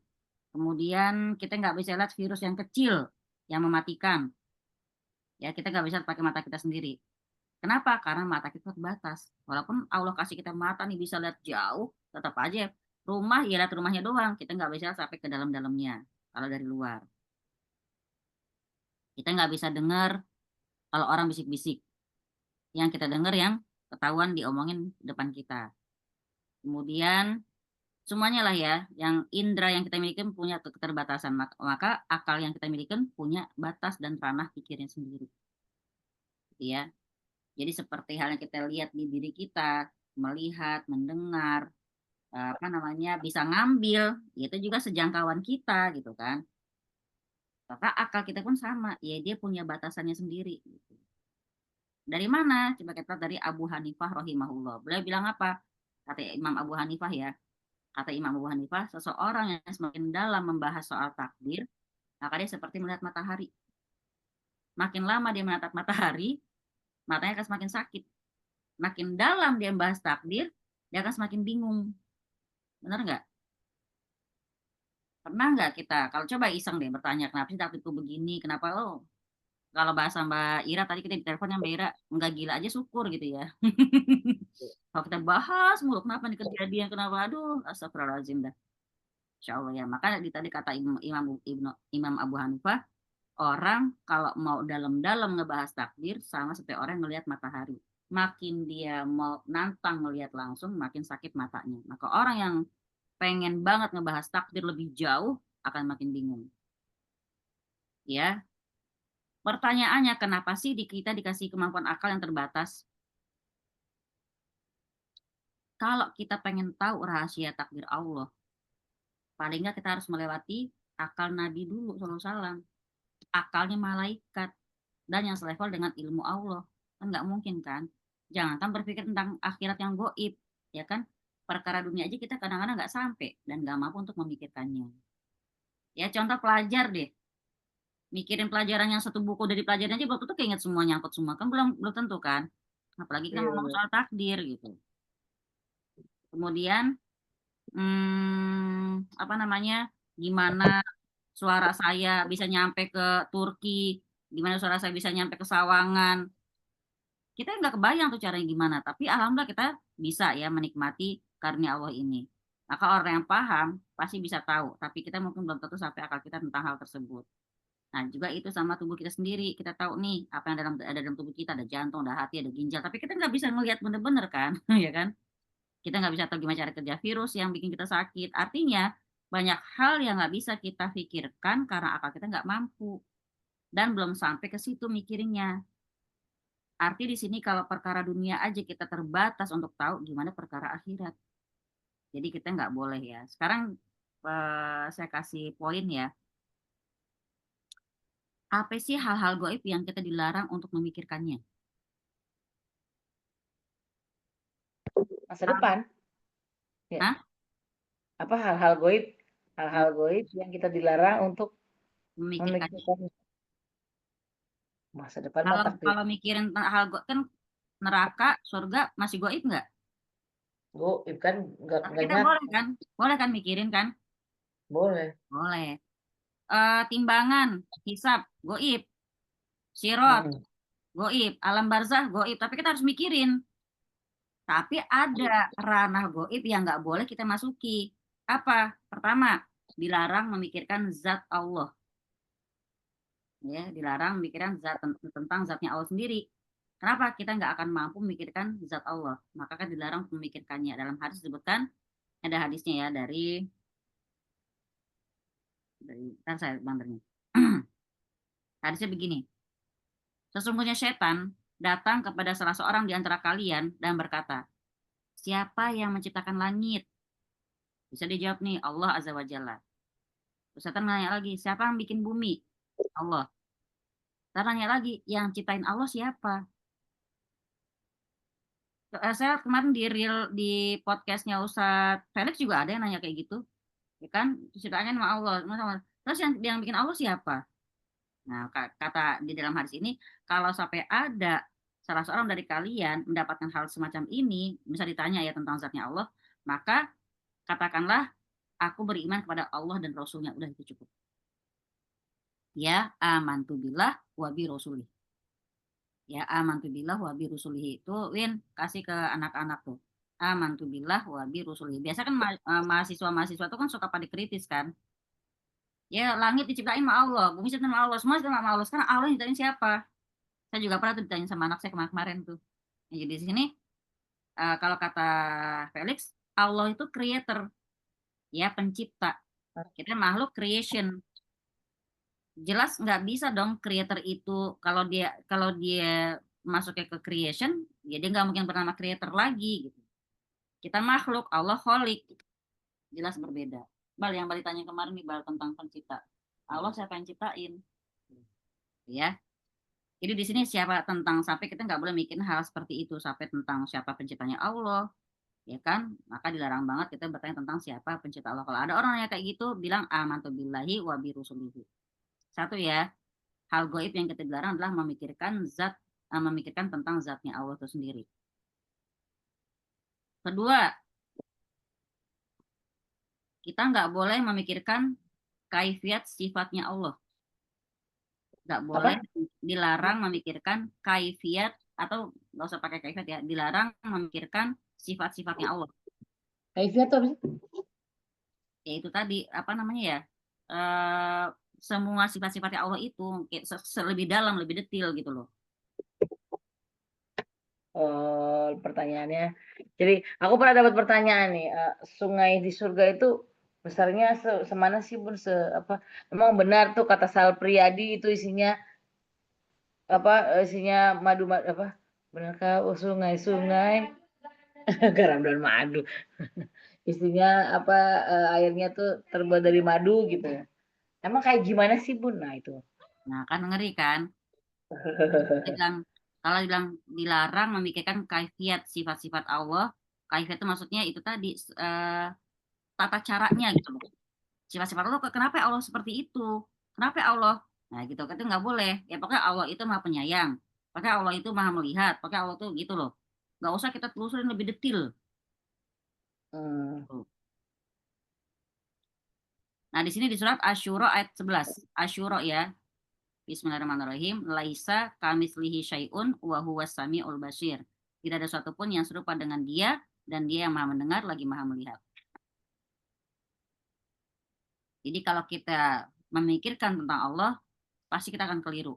Jadi nggak usah jauh-jauh mikirnya. Pokoknya Allah maha melihat, Allah maha mendengar. Selesai. Jadi pertama, takdir adalah rahasia Allah. Kedua, dilarang memikirkan kaifiat sifat-sifat Allah. Yang ketiga, yang kedua tadi dari surat Asy-Syura ayat 11. Yang ketiga gimana? Nggak boleh berpikir tentang rahasia takdir.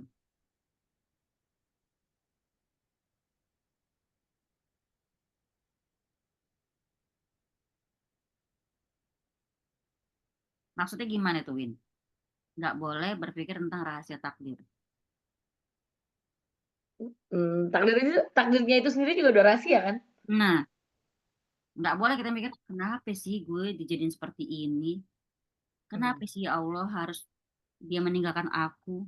Kenapa sih ya? Kalau bahasa orang, kenapa sih ya Allah ini terjadi padaku? Ya kenapa tidak? Kalau lo ngomong kayak gitu kan suka-suka aku.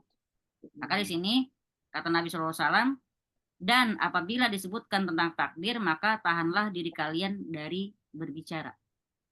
Jadi kalau sampai ke bahasan soal takdir, diem. Ya kenapa? Roh akal kita nggak akan sampai. Tentang jin aja kita nggak nyampe. Ya kan? Dan banyak hal lainnya kita nggak nyampe. Apalagi masalah takdir. Maka yang perlu kita lakukan terkait dengan takdir adalah apa? Yang paling penting husnuzon. Ya, yang paling penting menyikapi takdir adalah husnuzon dan yakin kepada Allah bahwasanya semua yang dia takdirkan di atas hikmah yang dia kehendaki. Pasti ada hikmahnya, nggak mungkin kebetulan, nggak mungkin. Satu ya. Ya, apa Ya, namanya? Kita menikah sama suami kita, kebetulan ketemu di sini, bukan kebetulan, memang udah Allah atur seperti itu, jalannya kayak begitu.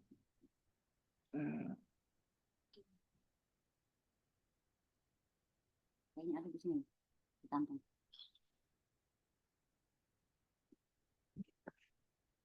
Jadi nggak boleh berpikir tentang rahasia takdir. Ada yang mau nanya dulu sebelum saya lanjutin? Iya, balikin.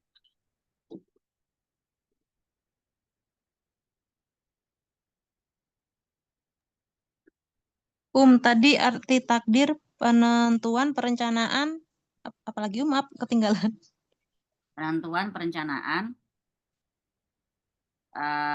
apa tadi Bu Indah? Untuk menyusun suatu tindakan. Suatu tindakan yang Mbak Ida meyakini, kok meyakini lagi aku? Dan untuk menyusun satu tindakan, kepotong dong catatan aku.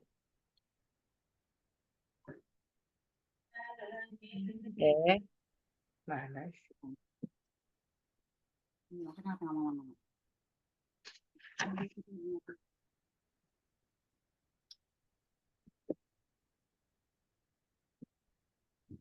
Takdir itu.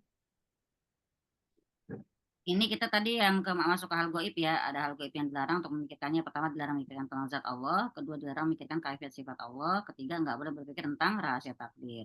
Sekarang kita balik lagi. Kita balik lagi ke poin yang tadi. Poin yang pertama tadi yang saya bilang, apa namanya? Takdir itu rahasia Allah. Ya, takdir rahasia Allah. Kedua, ketetapan atau ketentuan Allah atas segala sesuatu.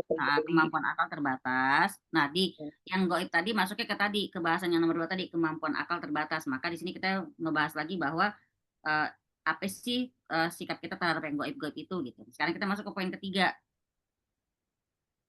Paham ya? Tentang goib tadi masuknya ke poin kedua tadi. Tentang takdir. Aku coba benerin catatanku deh. Takdir itu kan tadi ketetapan atau ketentuan atas segala sesuatu yang terjadi di alam semesta.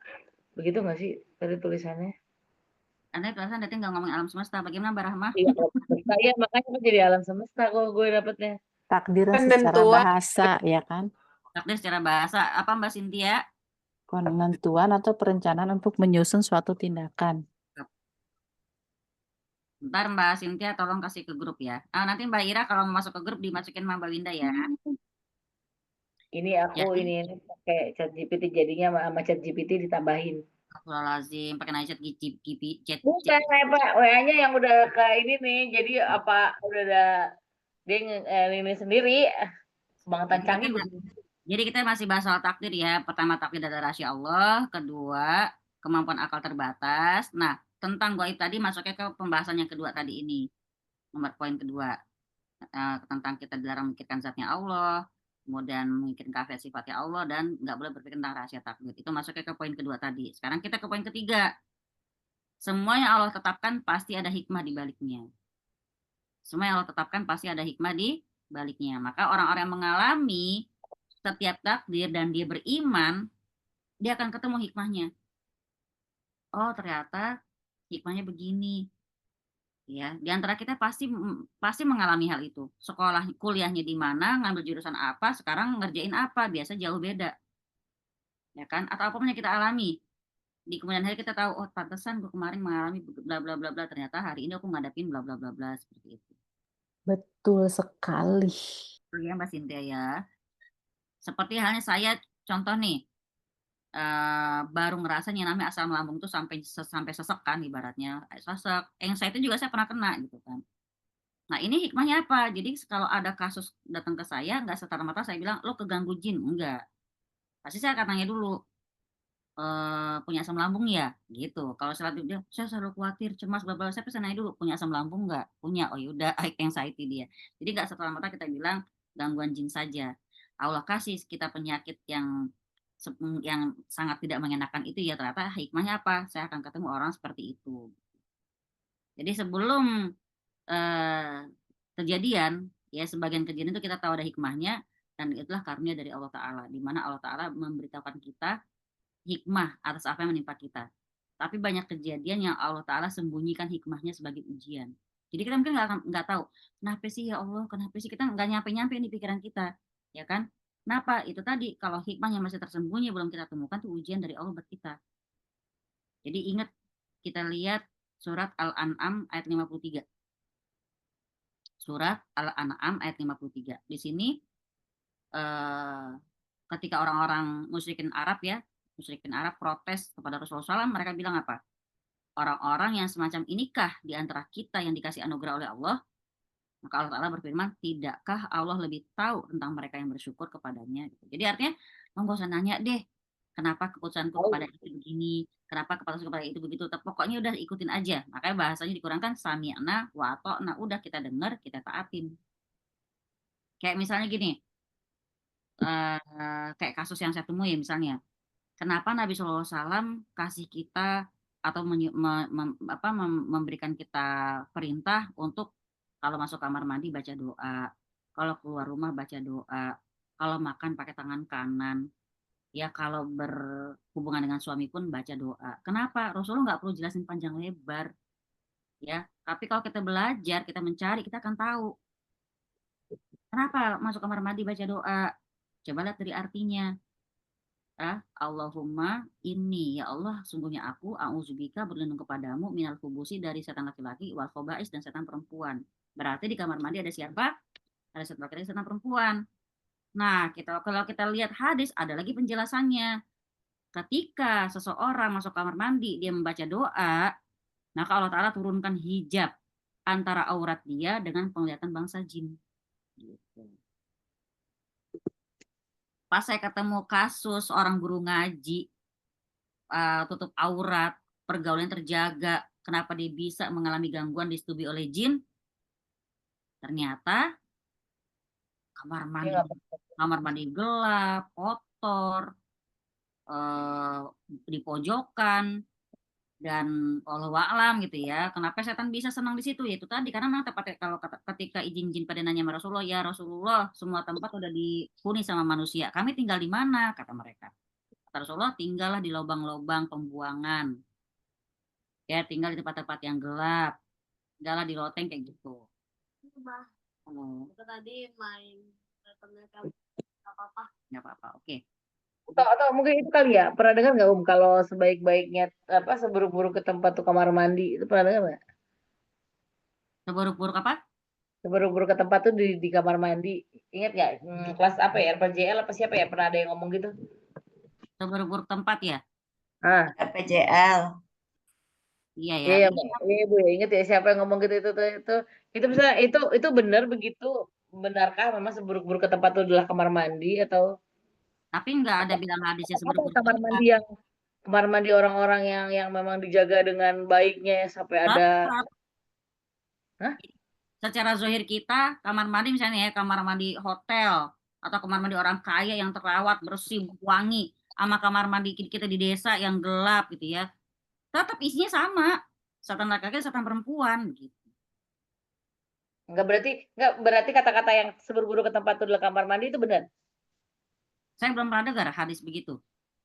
Cuman di kamar mandi Cuman gini, banyak yang bilang. ya cuman anjuran Nabi kalau ke kamar mandi jangan lama-lama. Pokoknya sampaikan hajat, cuma sekadar menunaikan hajat sampai tuntas udah gitu. Lah zaman sekarang gimana caranya Yahudi membuat orang Islam jauh dari sunnah? Bikin kamar mandi kering, kamar mandi nyaman, bisa baca di kamar mandi, ada orang jacuzzi, mandi sambil minum, mandi sambil ngemil. Coba. Ada lagi apa? Disiapin buku-buku buat baca. Udah hidupnya di kamar mandi aja udah ya begitu mah ya. Gitu. Itu mungkin tipikal kamar mandi dalam, Om. Kenapa? Itu mungkin tipikal kontrakan kamar mandi dalam. Ya begitulah ya.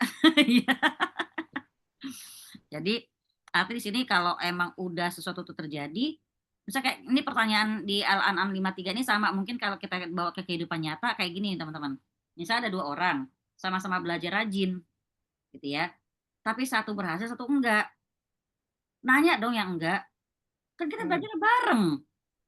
Sama, terus sholat gue juga sholat. Lo siang belajar gue juga belajar, malam belajar gue belajar. Kenapa lo berhasil gue enggak? Sulit ya, sulit untuk memahami bahwa ya udah itu qadarullah gitu. Gimana ya Mbak? Teman-teman, udah berusaha keras berjuang mati-matian, tiba-tiba gagal. Kalau secara logikanya susah nggak untuk memahami takdir ini? Susah. Kenapa ya Rob? Dia tuh nggak belajar loh. Dia santai loh, saya lihat dia tuh sholatnya bolong-bolong. Kok dia berhasil? Kok saya enggak? Saya sholat, saya puasa ya Allah, saya ngaji juga. Kenapa masih begini aja kan? Itu ya. Susah banget kan? Maka kita lihat lagi surat Al-An'am ayat 124. Tadi Al-An'am 53, sekarang Al-An'am 124.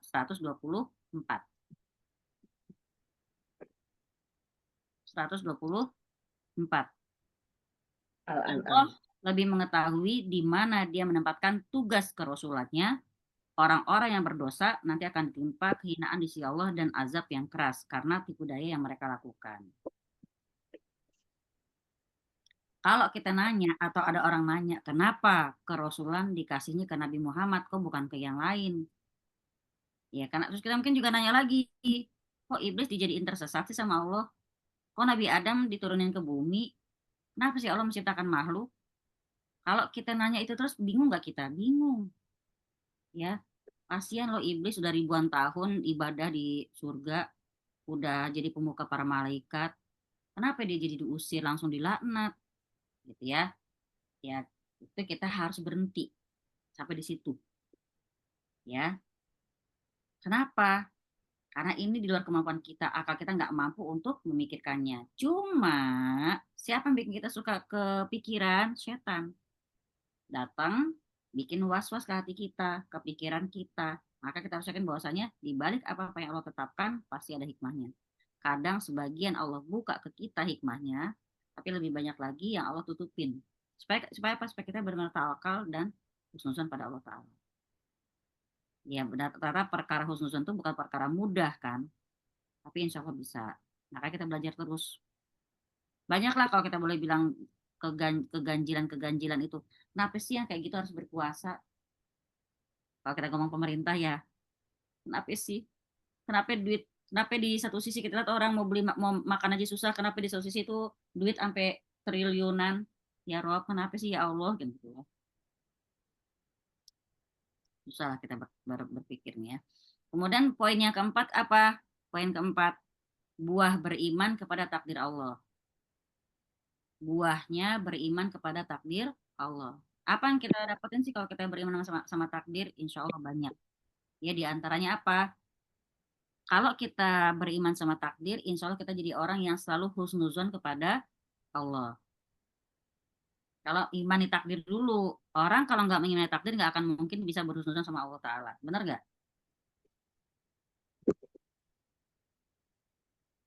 Balin, capek ya? Balin. Gerimis mengundang. Suasananya syahdu banget. Manggil. Iya, saya manggil. Biasa Balin kan suka nanya atau nambahin. Ya, buahnya beriman kepada takdir Allah apa? Pertama, kita bisa husnuzon kepada Allah Ta'ala. Jadi kita bisa tahu nih dari lihat langit bumi, bagaimana hebatnya Allah, lihat matahari beredar, ya kan? Nggak pernah salah, pasti nongolnya dari timur, terbenamnya di barat, nggak pernah dikeliru tuh matahari, ya kan? Jadi kalau kita boleh bilang Allah pencipta yang luar biasa. Maka ketika kita diciptakan nih, di surat apa ya, ketika Allah berfirman, Allah di Al-Baqarah, tapi ayat berapa saya lupa. Allah Ta'ala berfirman akan menciptakan manusia yang nanti akan menjadi khalifah di muka bumi. Kita belum diciptain aja nih, Allah udah kasih tahu betapa ya Allah tuh bangga sama kita. Ciptaan yang dibanggakan Allah tuh adalah manusia. Laqad khalaqnal insana fi ahsani taqwim. Tapi malaikat-malaikat kayak memandang, kenapa sih ya Rob gitu loh. Kenapa sih harus bikin makhluk yang ntar cuman bikin pandar di muka bumi. Kenapa nggak cukup kita aja yang sering bertasbih padamu gitu. Bukan berarti malaikat merasa lebih baik, bukan. Tapi itulah pertanyaan spontan ya mereka. Itu tuh ada hikmahnya tentu ya. Nah, Allah menjawab, aku lebih tahu dari kalian. Jadi kalau udah sampai kepada kehendak Allah ya udah gitu loh ya. Jadi di sini kita makin sadar bahwasanya Allah Ta'ala lebih tahu dari kita. Lebih tahu apa yang dia tetapkan. Kita nggak tahu apa-apa. Semakin kita sadar bahwasanya yang Allah urus sudah alam semesta ini bukan cuma dari kita seorang, maka kita insya Allah lebih tahu lagi bahwa Allah itu benar-benar maha pengatur.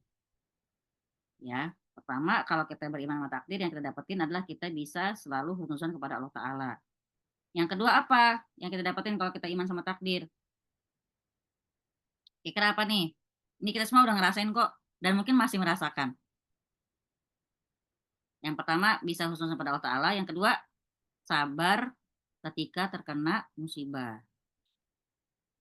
Ya, bisa sabar udah berusaha sabar aja kadang-kadang setan bisikin. Gitu kan. Sabar gue ada batasnya kata gitu. Ya. Sabar kala terkena musibah. Kenapa? Karena kita udah tahu semua yang terjadi udah ditakdirin sama Allah Ta'ala. Entah itu kebaikan atau keburukan. Kita lihat di surat Al-Hadid ayat 22 dan 23. Mbak Cynthia coba dicari ya. Al-Hadid 22 dan 23. Bismillahirrahmanirrahim. Ma asaba min musibatin fil ardi wala fi anfusikum illa fi kitabim min qabli an nabra'aha. Inna dzalika 'ala Sudah Allah yasir. ketemu. Kaila ta'sau ala ma fatakum wa la tafrahu bima atakum wallahu la yuhibbu kulla mukhtalin fakhur. Coba baca terjemahnya. Ayat 22 ya Om. Tiada satu bencana pun yang menimpa di bumi dan tidak pula pada dirimu sendiri, melainkan telah tertulis dalam kitab Lauhul Mahfuz sebelum kami menciptakannya. Sesungguhnya demikian itu adalah mudah bagi Allah. Yang ayat 23-nya, kami jelaskan yang demikian itu supaya kamu jangan berduka cita terhadap apa yang luput dari kamu dan supaya kamu jangan terlalu gembira terhadap apa yang diberikannya kepadamu. Dan Allah tidak menyukai setiap orang yang sombong lagi membanggakan diri.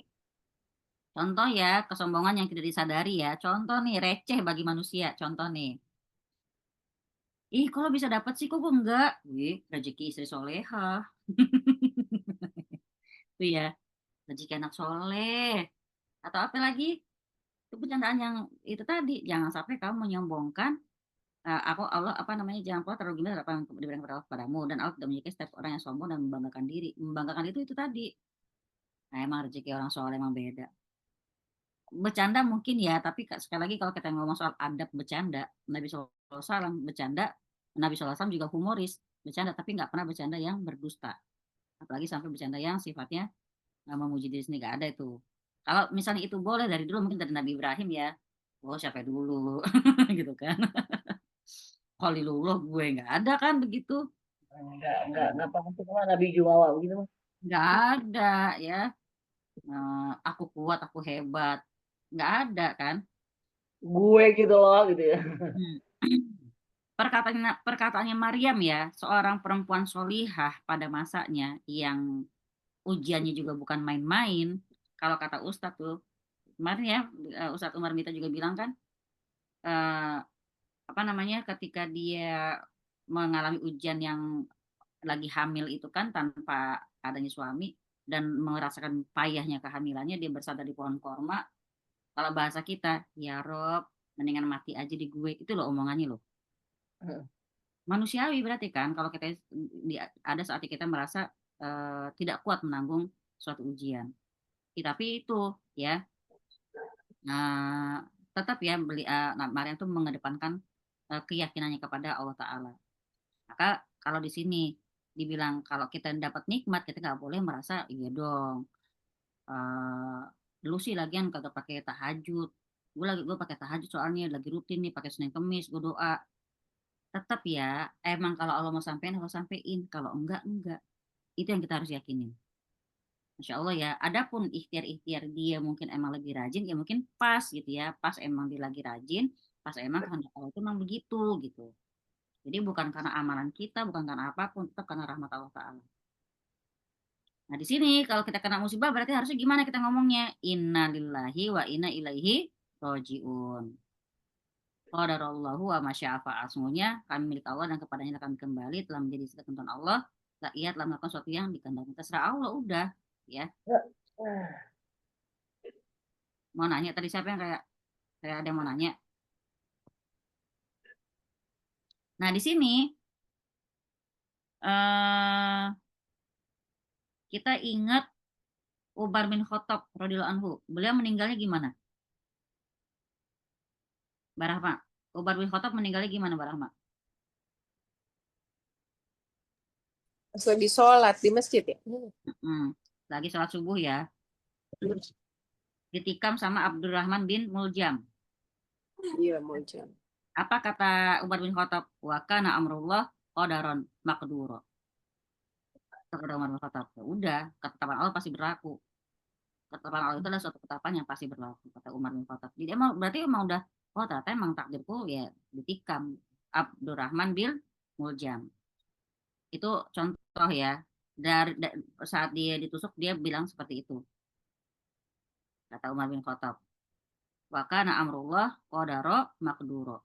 Lalu kata Thalhah bin Ubaidillah. Ya, Thalhah bin Ubaidillah waktu di perang Jamal. Dia bilang apa? Wa kana amrullah qadaran maqduro, sama seperti omongannya Umar bin Khattab. Ya udah, takdir Allah udah pasti kejadian gitu ya. Di sini kita lihat Umar dan Thalhah yakin bahwa mereka memang ditakdirkan sudah ditakdirkan untuk meninggal dengan cara seperti itu. Ya, saat itu. Dan nggak ada yang bisa keluar dari takdir. Ya nggak akan ada yang bisa keluar dari takdir Allah Ta'ala. Maka ketika kita ditimpa suatu musibah, kita bilang, kita harus yakin bahwa itu udah Allah tetapkan. Maka kita bilang, qadarullah wa masya'afa'al. Dan Allah melakukan apa yang Allah kehendaki. Nah, itu kan menjadikan kita jadi lebih sabar ketika tertimpa musibah. Apalagi kalau kita yakin bahwa Allah punya hikmah yang sempurna. Apapun yang luput dari kita, kalau emang Allah berkehendak luput, ya luput aja. Mau kita sekuat tenaga pengennya nggak luput, tetap aja luput. Makanya doanya kan Allahumma la mani'a lima a'taita wa la mu'tiya lima mana'ta, ya Rob. Nggak akan ada yang bisa menghalangi kalau kau pengen ngasih. Dan nggak akan ada yang bisa ngasih kalau engkau memang pengen menghalangi. Subhanallah ya. Jadi kalau misalnya saat ini kita misalnya masih belum dapat juga, ya emang belum waktunya kalau menurut Allah. Gimana cara biar kita bisa sabar ketika ditimpa musibah, Win? Gimana cara biar bisa tetap sabar ditimpa musibah? Ya, bersabar di saat di saat kali pertama dapat itu ya. Iya, itu definisi sabar. Nah, saya mau minta tipsnya nih, menurut Winda gimana cara biar kita bisa sabar saat kita ditimpa musibah? Kalau itu sudah takdir. Iya benar, tapi kurang lengkap ya. Tadi penjelasan saya, kita udah tahu, kita yakin bahwa emang takdir kita diciptakan dulu 50.000 tahun sebelum langit bumi diciptakan. Ya udah. Tanggal segini, hari ini, jam segini kita ngumpul. Ya, malam ini kita punya 2 Ira. Udah takdir dari Allah Ta'ala itu. Ya Mbak Ira. Mbak Ira bisa kasih lagi satu tips biar kita bisa sabar ketika ditimpa musibah? Apa yuk? Masih di mute, Mbak? Nggak kedengaran suaranya, sayang. Kita masih di mute tuh, Win. Mbak Ira-nya. Mbak Ira emang nggak bisa buka mute-nya. Aku nggak nge-mute kok. Oh. Hah? Nah, Kenapa? gimana Saya Mbak? sih Kalau saya Nah, sih mengingat-ingat banyaknya nikmat yang sudah saya peroleh selama ini. Nah, bisa itu. Berarti kayak sikapnya Nabi Ayub ya. Waktu Nabi Ayub sakit kan, istrinya bilang, doa dong sama Allah biar kamu sembuh. Kata Nabi Ayub, tunggu, ingat-ingat dulu yuk, kita senangnya kemarin berapa tahun? 18 tahun. Sakitnya aku berapa tahun? 7 tahun. Lamaan mana kita senang sama sakitnya? Lamaan senang ya, udah sabar. Gitu ya. Jadi benar, tips dari Mbak Ira bisa tuh ya. Kita ingat-ingat nikmat Allah yang sudah kita terima. Maka kalau kita terima musibah, kita nggak boleh sedih. Sedih boleh sih, sedih. Apalagi misalnya ditinggalin oleh orang yang kita sayangi, ya kan, ditinggal meninggal lah atau apa. Sedih boleh, tapi jangan berlebihan. Jangan berlebihan. Karena semua terjadi karena telah ditakdirkan. Ya, mungkin ya seringnya kita nggak bahagia, ya karena kita nggak beriman sama takdir itu karena itu tadi kita merasa nggak bahagia, nggak puas. Mungkin karena kita belum sepenuhnya mengimani takdir kita. Ya, kita sering lihat orang suka gelisah berlebihan, khawatir. Kenapa? Karena itu tadi dia masih suudzon kepada Allah Ta'ala. Wah, sampai tingkat ini pun saya sendiri ngaku ya, mungkin saya masih ngesot-ngesot ini untuk punya perasaan kayak begini. Ya nggak Mbak Rahma? Ya, kita itu mungkin sering merasa khawatir, cemas, suka gak bahagia karena sebenarnya kita tuh kalau masih punya perasaan kayak gitu kita masih belum husnuzon sepenuhnya sama Allah Ta'ala. Serem amat ya. Itu hikmah yang kedua kalau kita mengimani takdir. Hikmah yang ketiga apa? Menjadikan orang tidak sombong atas prestasinya. Ya, tadi ingat sama ngobrol Mbak Ira juga, plakat, sertifikat apa semua musnahkan. Kenapa itu tadi ya? Bukti-bukti di dunia kita prestasi, ada orang sampai majang-majang piala mungkin. Sebenarnya orang bilangnya kenang-kenangan, nggak masalah sih. Itu tadi, cuman kalau orang warok ya berhati-hati takut itu tadi bikin dia merasa wah gue prestasi gue nih, prestasi gue begini, prestasi gue begini. Serem banget ya. Jadi di surat Al-Hadid tadi ya, dan jangan pula terlalu gembira terhadap apa yang diberikan Allah kepadamu, dan Allah tidak menyukai orang-orang yang sombong dan membanggakan diri. Kalau dia dalam suatu urusan terus dia berhasil, kalau dia orang beriman sama takdir, dia pasti akan merasa keberhasilan itu nggak luput dari ketetapan Allah, kehendak Allah.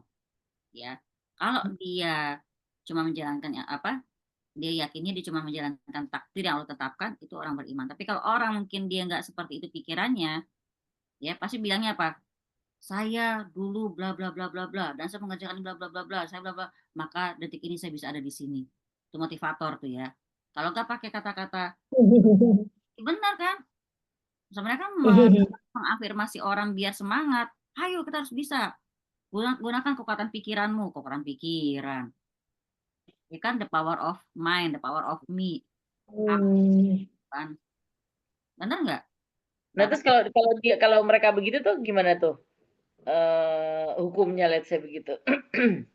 Itu berarti kan dia itu kalau di surat Al-An'am tadi Allah nggak suka sama orang yang sombong dan membanggakan diri. Dia menganggap keberhasilannya karena usahanya dia. Tapi kan itu kan Ujub. apa?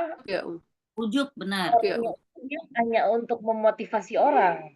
Nah, tapi harus ada kata-kata itu tadi. Saya nggak akan ada di sini kalau Allah nggak berkehendak. Oh, itu kan begitu ya. Ya karena kebanyakan motif motor itu, aka motivator itu kan selalu bilang bahwa kekuatan ada di tangan kita, kekuatan itu ada bla bla bla bla. Lagi kalau apa Kang Dagang gitu ya, mohon maaf nih. Bahwa kekuatan ada di produknya, ada di komunitasnya gitu-gitu. Kayak gitu tuh gimana? Kayak gini ya, misalnya ya, Pasti disebut itu juga artinya pakailah minyak ini biar nggak keganggu jin gitu. Semangat sama minyak ini ya, Hela. Saya jualannya ibu itu kok gitu. Ya intinya gini. Makanya tauhid itu untuk semua orang itu wajib, apapun profesinya, ya kan? Belajar tauhid itu penting banget. Nah, maka ketika dia jadi motivator, kalau dia beriman, dia paham tauhid, dia akan mentataki ucapannya itu dengan tadi atas kehendak Allah Ta'ala saya ada di sini. Kewajiban kita tuh ikhtiar, jangan sampai down gitu. Sebenarnya kalau kata-kata yang pas buat motivator kayak yang kita sering dapat dari Dentil tuh, Win, yang ihris ala ma yanfa'uka wasta'in billah wala ta'jiz. 3 hal yang harus kita punya. Ihris ala mayan fauka, bersungguh-sungguhlah dalam hal yang bermanfaat buat kamu. Jadi kalau kita tahu ini suatu yang bermanfaat buat kita, ini bisa bikin kita mungkin punya penghasilan lebih banyak, ini bisa bikin kita lebih sukses, bersungguh-sungguh. Emang Nabi nyuruh gitu, ihris ala mayan fauka, bersungguh-sungguhlah dalam hal yang bermanfaat buat kamu. Tapi Nabi kasih lagi yang kedua, tipsnya apa? Wasta'in billah, dan selalu minta tolonglah terus sama Allah. Jadi dalam usaha kita jangan pernah lupa libatkan Allah gitu. Wasta'in billah. Kalau udah libatin Allah, yang ketiga apa kata Nabi? Wala ta'jiz, dan jangan pernah merasa lemah. Kalau kita udah sungguh-sungguh, udah minta tolong sama Allah, tiba-tiba di luar ekspektasi hasilnya, jangan pernah down. Apa? Balikin lagi. Ya udah, Allah berkehendaknya gitu. Mungkin sekarang belum saatnya. Ya, emang ngomong doang enak banget emang. Coba kita kalau ngadepin kenyataannya kan, subhanallah ngurus dada dulu kan, astagfirullahaladzim, innalillahi wa inna ilaihi raji'un kan gitu ya. Nah, itulah gunanya kita punya pertemanan seperti ini, saling ngingetin. Ya. Jadi kalau orang beriman, dia berusaha dan dia berhasil, dia akan mengatakan ini adalah takdir Allah. Adapun saya cuma jalanin apa yang Allah takdirkan. Kalau ngomong soal pintar masih banyak yang lebih pintar dari saya, harusnya begitu kan? Kalau ngomong soal sukses banyak lebih sukses dari saya, masih banyak lebih giat usaha daripada saya. Jadi ternyata mereka nggak meraih keberhasilan mereka usahakan, ya itu semua takdir dari Allah Taala. Gitu. Makanya di sini kita nggak boleh sombong, ya. Apalagi apa yang nggak boleh kita sombongin lagi, masalah iman dan Islam apalagi. Lo udah berapa tahun lo ngaji? Asik banget dah. Nih gue tamatan pesantren nih. Dari pas SD saya pakai jilbab. Ayo Ibu pakai jilbab dari tahun berapa? Pasti baru kan. Kalau sama dari SMP kan begitu ya. Kalau kita ngomong soal itu kan. Auzubillahi min dzalik. Kita nggak pernah tahu ujung hidup kita di mana. Mau siapa yang duluan pakai jilbab kek, mau siapa yang belakangan hijrah kek. Akhirnya ntar yang jadi penentuan. Maka ada hadisnya. Nah, ada orang seumur-umur mengerjakan pekerjaan ahli surga hingga jarak antara dia dengan surga tinggal sejengkal. Tapi takdir mendahulunya, maka dia meninggal sebagai ahli neraka. Sebaliknya ada yang begitu juga, seumur-umur mengerjakan pekerjaan ahli neraka, tapi tinggal sejengkal jarak dia antara dia dengan neraka, tapi takdir merubahnya, maka dia meninggal sebagai ahli surga. Artinya kita nggak pernah tahu akhir-akhir kita seperti apa. Cuma bisa minta terus sama Allah, ya Allah husnul khotimah, ya Allah husnul khotimah. Ya Allah, kalaupun engkau cabut nyawaku, cabutlah dalam kondisi aku dalam ketaatan. Kan gitu yang kita minta. Ngaji-ngaji kita sekarang ini bukan penentu takdir kita entar, bukan. Cuman hanya ikhtiar kita. Ya ikhtiar kita supaya kita tuh, katanya gitu kan. Kita tuh biasa berakhir sesuai dengan kebiasaan kita. Siapa tahu kita meninggalnya dalam kondisi kebiasaan baik. Gitu kan. Gitu ya. Jadi kita nggak tahu apa tentang takdir. Maka kita nggak bisa menyombongkan kondisi kita saat ini. Tuh orang kagak pernah ngaji, gue aja seminggu, Senin gue di sini, Selasa di sini, selalu. Subhanallah ya, sombong itu bisa loh, dosa itu bisa walaupun tanpa berkata-kata. Di hati pun bisa gitu kan. Dosa itu bisa banget. Maka di Al-Fajr juga di ayat 14-15 kalau nggak salah yang dibilang kalau manusia lagi dimuliakan, lagi dikasih lapang rezekinya, maka dia mengatakan Robbi akroman, Tuhanku sedang memuliakan aku. Jadi kalau lagi disempitin rezekinya, dia bilang Tuhanku sedang menghina aku. Kalau bahasa sekarang gimana, Mbak? Alhamdulillah, Allah sayang sama saya, makanya saya selamat. Terus maksudnya yang nggak selamat nggak sayang gitu, kan begitu kan? Nggak boleh begitu. Mau kita selamat atau nggak selamat, Allah emang sayang sama kita. Nah, bingung kan ya, Ibu? Ternyata kasih sayang Allah itu nggak pakai judul kita saat ini. Gitu. Ada tuh kayak gitu kemarin Mbak, apa sih ya, ketemu kasus KDRT. Istrinya bilang alhamdulillah ya saya disayang sama Allah gitu kan. Nah, itu tuh. Sabar. Soalnya ini berapa tahun kan itu sudah berapa lama kejadiannya Mbak? Aku bilang udah hampir 4 tahun di KDRT. Oke. Berarti dari lebam sembuh, lebam lagi, sembuh lagi gitu ya Mbak gitu kan. Iya, tapi alhamdulillah Allah sayang sama saya gitu kan. Saya dikuatkan. Oke, terus ganti nih ke pelaku KDRT-nya tersebut. Si suami bilang gitu juga.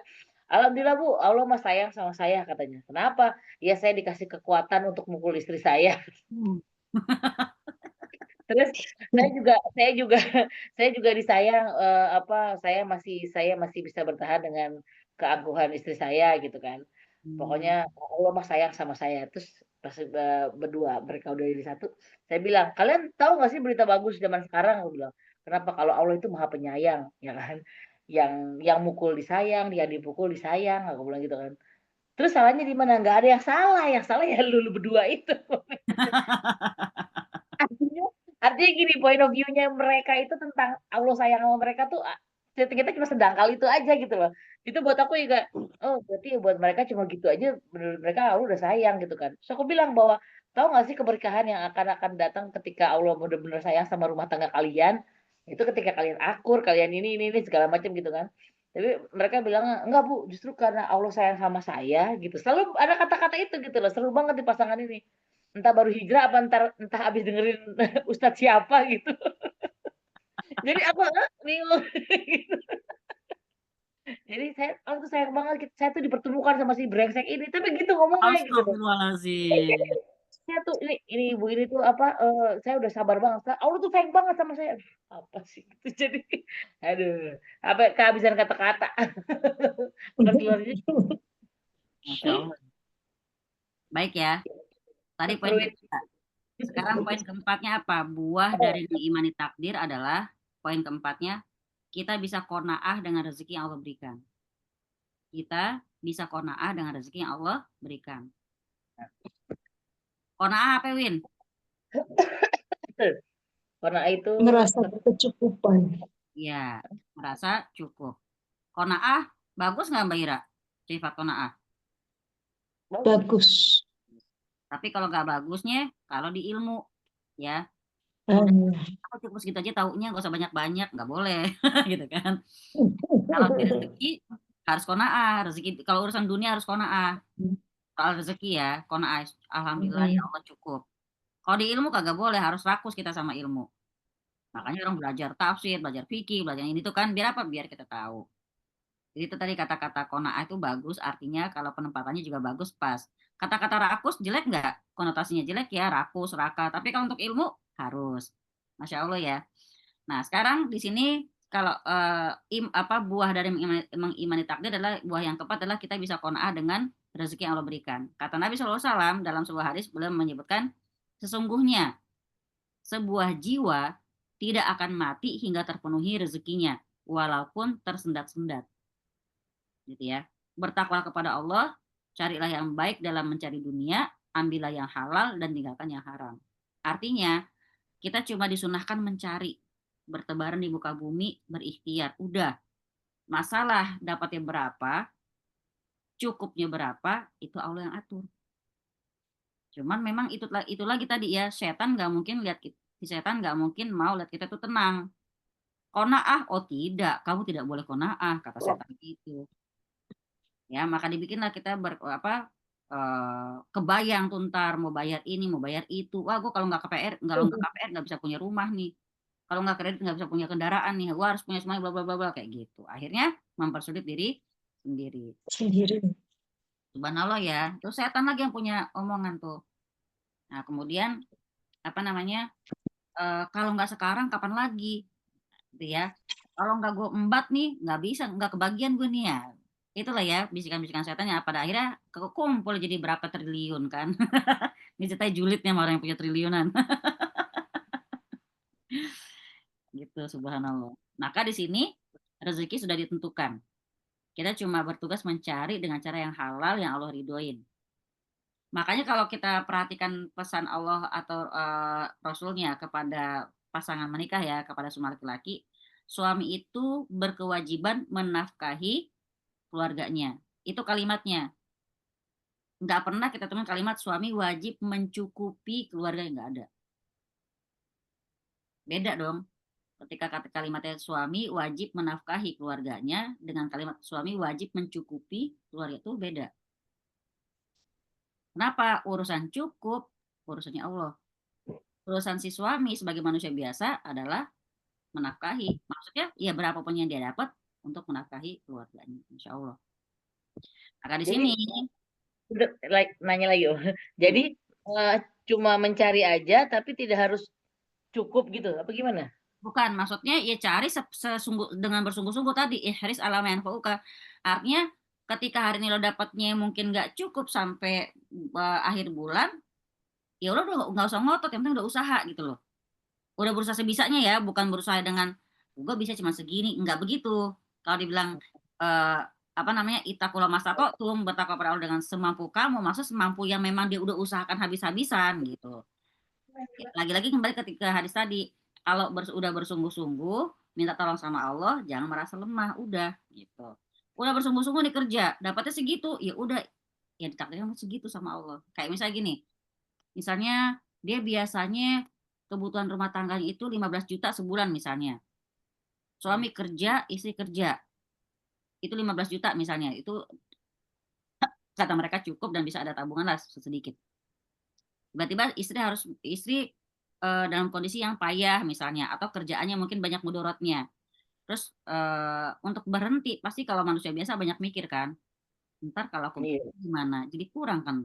Kalau kita lihat lagi banyak tulisan di medsos kan, kadang bilang matematika Allah beda sama matematikanya kita, ya kan. Kalau dia memang kan perempuan bekerja itu hukumnya beda-beda kan, ada yang wajib, ada yang sunnah, ada yang makruh, ada yang haram dia kerja. Kapan dia haram bekerja? Kalau suami udah bisa mencukupi sandang pangan papannya. Alasan dia kerja buat apa? Buat nambah wawasan. Apalagi kalau suami sebenarnya nggak ngasih, dia tetap pengen gitu. Pokoknya kamu nggak pengen banget sih punya istri berkembang, nggak boleh. Gitu ya. Jadi kayak tadi masalah apa namanya, ikhtiar mah sekuat tenaga ikhtiar, Win. Yang kayak tadi prinsip seorang muslim, pagi seperti kuda, malam seperti rahib. Paginya kayak kuda apa? Bekerja keras, giat. Malam seperti rahib, apa? Orang yang benar-benar beribadah pada Allah Ta'ala. Gitu. Jadi di sini apa yang Allah berikan kepada kita, hendaknya kita berusaha cari dan kita merasa qanaah dengan apa yang Allah berikan pada kita. Karena kita tahu bahwa bahwasanya rezeki nggak akan ketuker. Yang suka ketuker itu sendal jepit di sholat Jumatan kan. Berangkatnya pakai swallow, pulangnya pakai komipet. Jadi kita harus yakin bahwa apa, kehidupan kita sudah diatur sama Allah, sudah ditetapkan sama Allah, dan biarkan Allah menjalankan urusannya. Tugas kita cuma bertakwa, ibadah, ikhtiar, udah tawakal sama Allah Ta'ala. Urusan rezeki Allah yang aturin. Itu ya. Poin kelima apa? Poin kelima, buah dari mengimani takdir. Kita bisa terus semangat berusaha dan bertawakal pada Allah. Kita bisa terus berusaha dan bertawakal kepada Allah. Tadi ya, hadisnya masih yang tadi ya. Ihris ala ma yanfa'uka wasta'in billah wala ta'jiz wa in asobaka syai'an fala taqulu law anni, ya. Kalau apa namanya bilang, berusaha semangat dengan dan bersungguh-sungguh dengan apa yang berguna bagi kamu. Jangan lupa minta tolong sama Allah dan janganlah kamu menjadi orang yang lemah. Itu lanjutannya apa? Kalau kamu tertimpa suatu kemalangan, janganlah kamu mengucapkan seandainya tadi begini, seandainya saya begitu, itu nggak boleh. Tapi apa yang boleh? Apa yang harus diucapkan? Qadarullah wa masya'a fa'al. Sudah takdir Allah dan apa yang dikehendaki pasti terjadi, udah gitu ya. Karena sesungguhnya ungkapan lau tadi, ini di bab kita yang keberapa itu kemarin nih ya, 56 ya. Ucapan lau itu akan membuka celah-celah buat setan masuk. Nah, kalau orang suka ngomong, coba ya, kalau saja, seandainya, itu makin tuh. Udah berdua, naik mobil, salah belok, udah tuh bisa ribut itu kalau diturutin. Coba tadi dengerin belok sono, coba lah. Cuman perkara belok aja bisa diem-dieman. Itu poin terakhir ya, udah perkara belok ya. Iya. Sudah banyak apa? Mendekati jalan terus, Bu. Melek tadi, Bu. Kenapa, Bu? Iya, itu sudah poin terakhir. Sudah jam 21.54. Oh ya Allah, saya nggak berasa, maaf ya Bu, saking semangatnya saya dengan teman-teman, Masya Allah. Iya, aku sudah paham. Makanya beliaunya kalau tidak dihentikan, mohon maaf ya Ibu. Kalau udah pada 3 watt mata-matanya semua. Mbak Rahma begini, Ibu begini, gitu ya. Iya. Saya baru mau sholat asar. Oh, kalau Mbak Ira mah masih terang dia. Ya, Masya Iya, Allah. baru mau sholat asar. Jadi ini penutup di bab ini ya, tapi ntar ada lanjutannya sebenarnya. Jadi penutup di pertemuan kali ini katakan adalah beriman kepada takdir bukan cuma sekedar teori, tapi praktek yang kita terapkan dalam keseharian kita. Karena nggak semua yang kita alami adalah sesuai dengan apa yang kita inginkan, benar nggak? Nah, Nggak semua yang kita benar. alami sesuai kita inginkan. Tapi bagi orang beriman, yang dipercaya sama takdir, ya dia percaya dengan takdir yang baik dan buruknya, maka dia akan tenang dalam menghadapi segala macam permasalahan hidupnya, insya Allah. Nah, nanti di Senin berikutnya dicatat tolong Mbak Ibu tahapan-tahapan takdir Ibu. ya untuk next Takdir. Ya. next pertemuan. Ini masih bab 60 berarti ya sayangku. Kita belum Siap. tahapan-tahapan takdir. Sebenarnya tadi Mbak Heidi udah bilang, Mbak Win ini 59, terus gue dengan sombong dan jumawanya 60 Cin, salah dong gue. Innallaha yuhibbu kulla mukhtalin fakhur. Allah nggak suka orang yang menyombongkan diri, tahu? Makanya aku tadi sudah minta maaf sama Langsung praktek saya, Bu. Baik, jazakumullah khairan kasiron, Mbak Ira Mawati. Semoga besok kita ketemu lagi. Teh Ira juga. Betapa aku merindukan dirimu, Teh Ira. Alhamdulillah. Sama insya Allah Rabu ya. Ketemu insya Allah. Baik, teman-teman semua, Mbak Nova, Mbak Cynthia, Mbak Dia, Mbak Putri, Mbak Lin, Mbak Prita, Nia, di Bandung Nia, apa di Jakarta? Bandung. Baik, Mbak Wibi, Mbak Heni, saya serahkan kepada Mbak Wida. Jazakumullah khairan kasiron. Jazakallah khair. Alhamdulillah 21.58 nih hari ini Ustazah kita lagi on fire ya. Jadi dari tadi diberhentiin celahnya nggak ada. Ini Masya Allah ya. Pembahasannya juga memang kalau kata tukang daging mah ini pembahasannya daging banget gitu ya. Mau nyanyi kudu benar ya. Apa? Saya kalau ngomong begitu, saya pernah ngomong sama dokter gini. Dokternya juga ikut kajian. Saya bilang, iya nih daging banget, saking dagingnya susah saking dagingnya saya nggak kuat ngikutinnya. Kenapa? Saya kan asam lambung, kalau ngunyah lama, saya bilang gitu.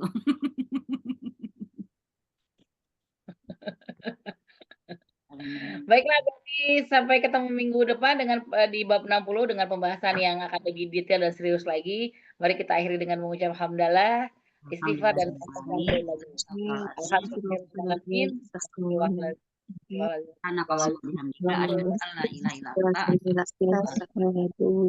warahmatullahi wabarakatuh.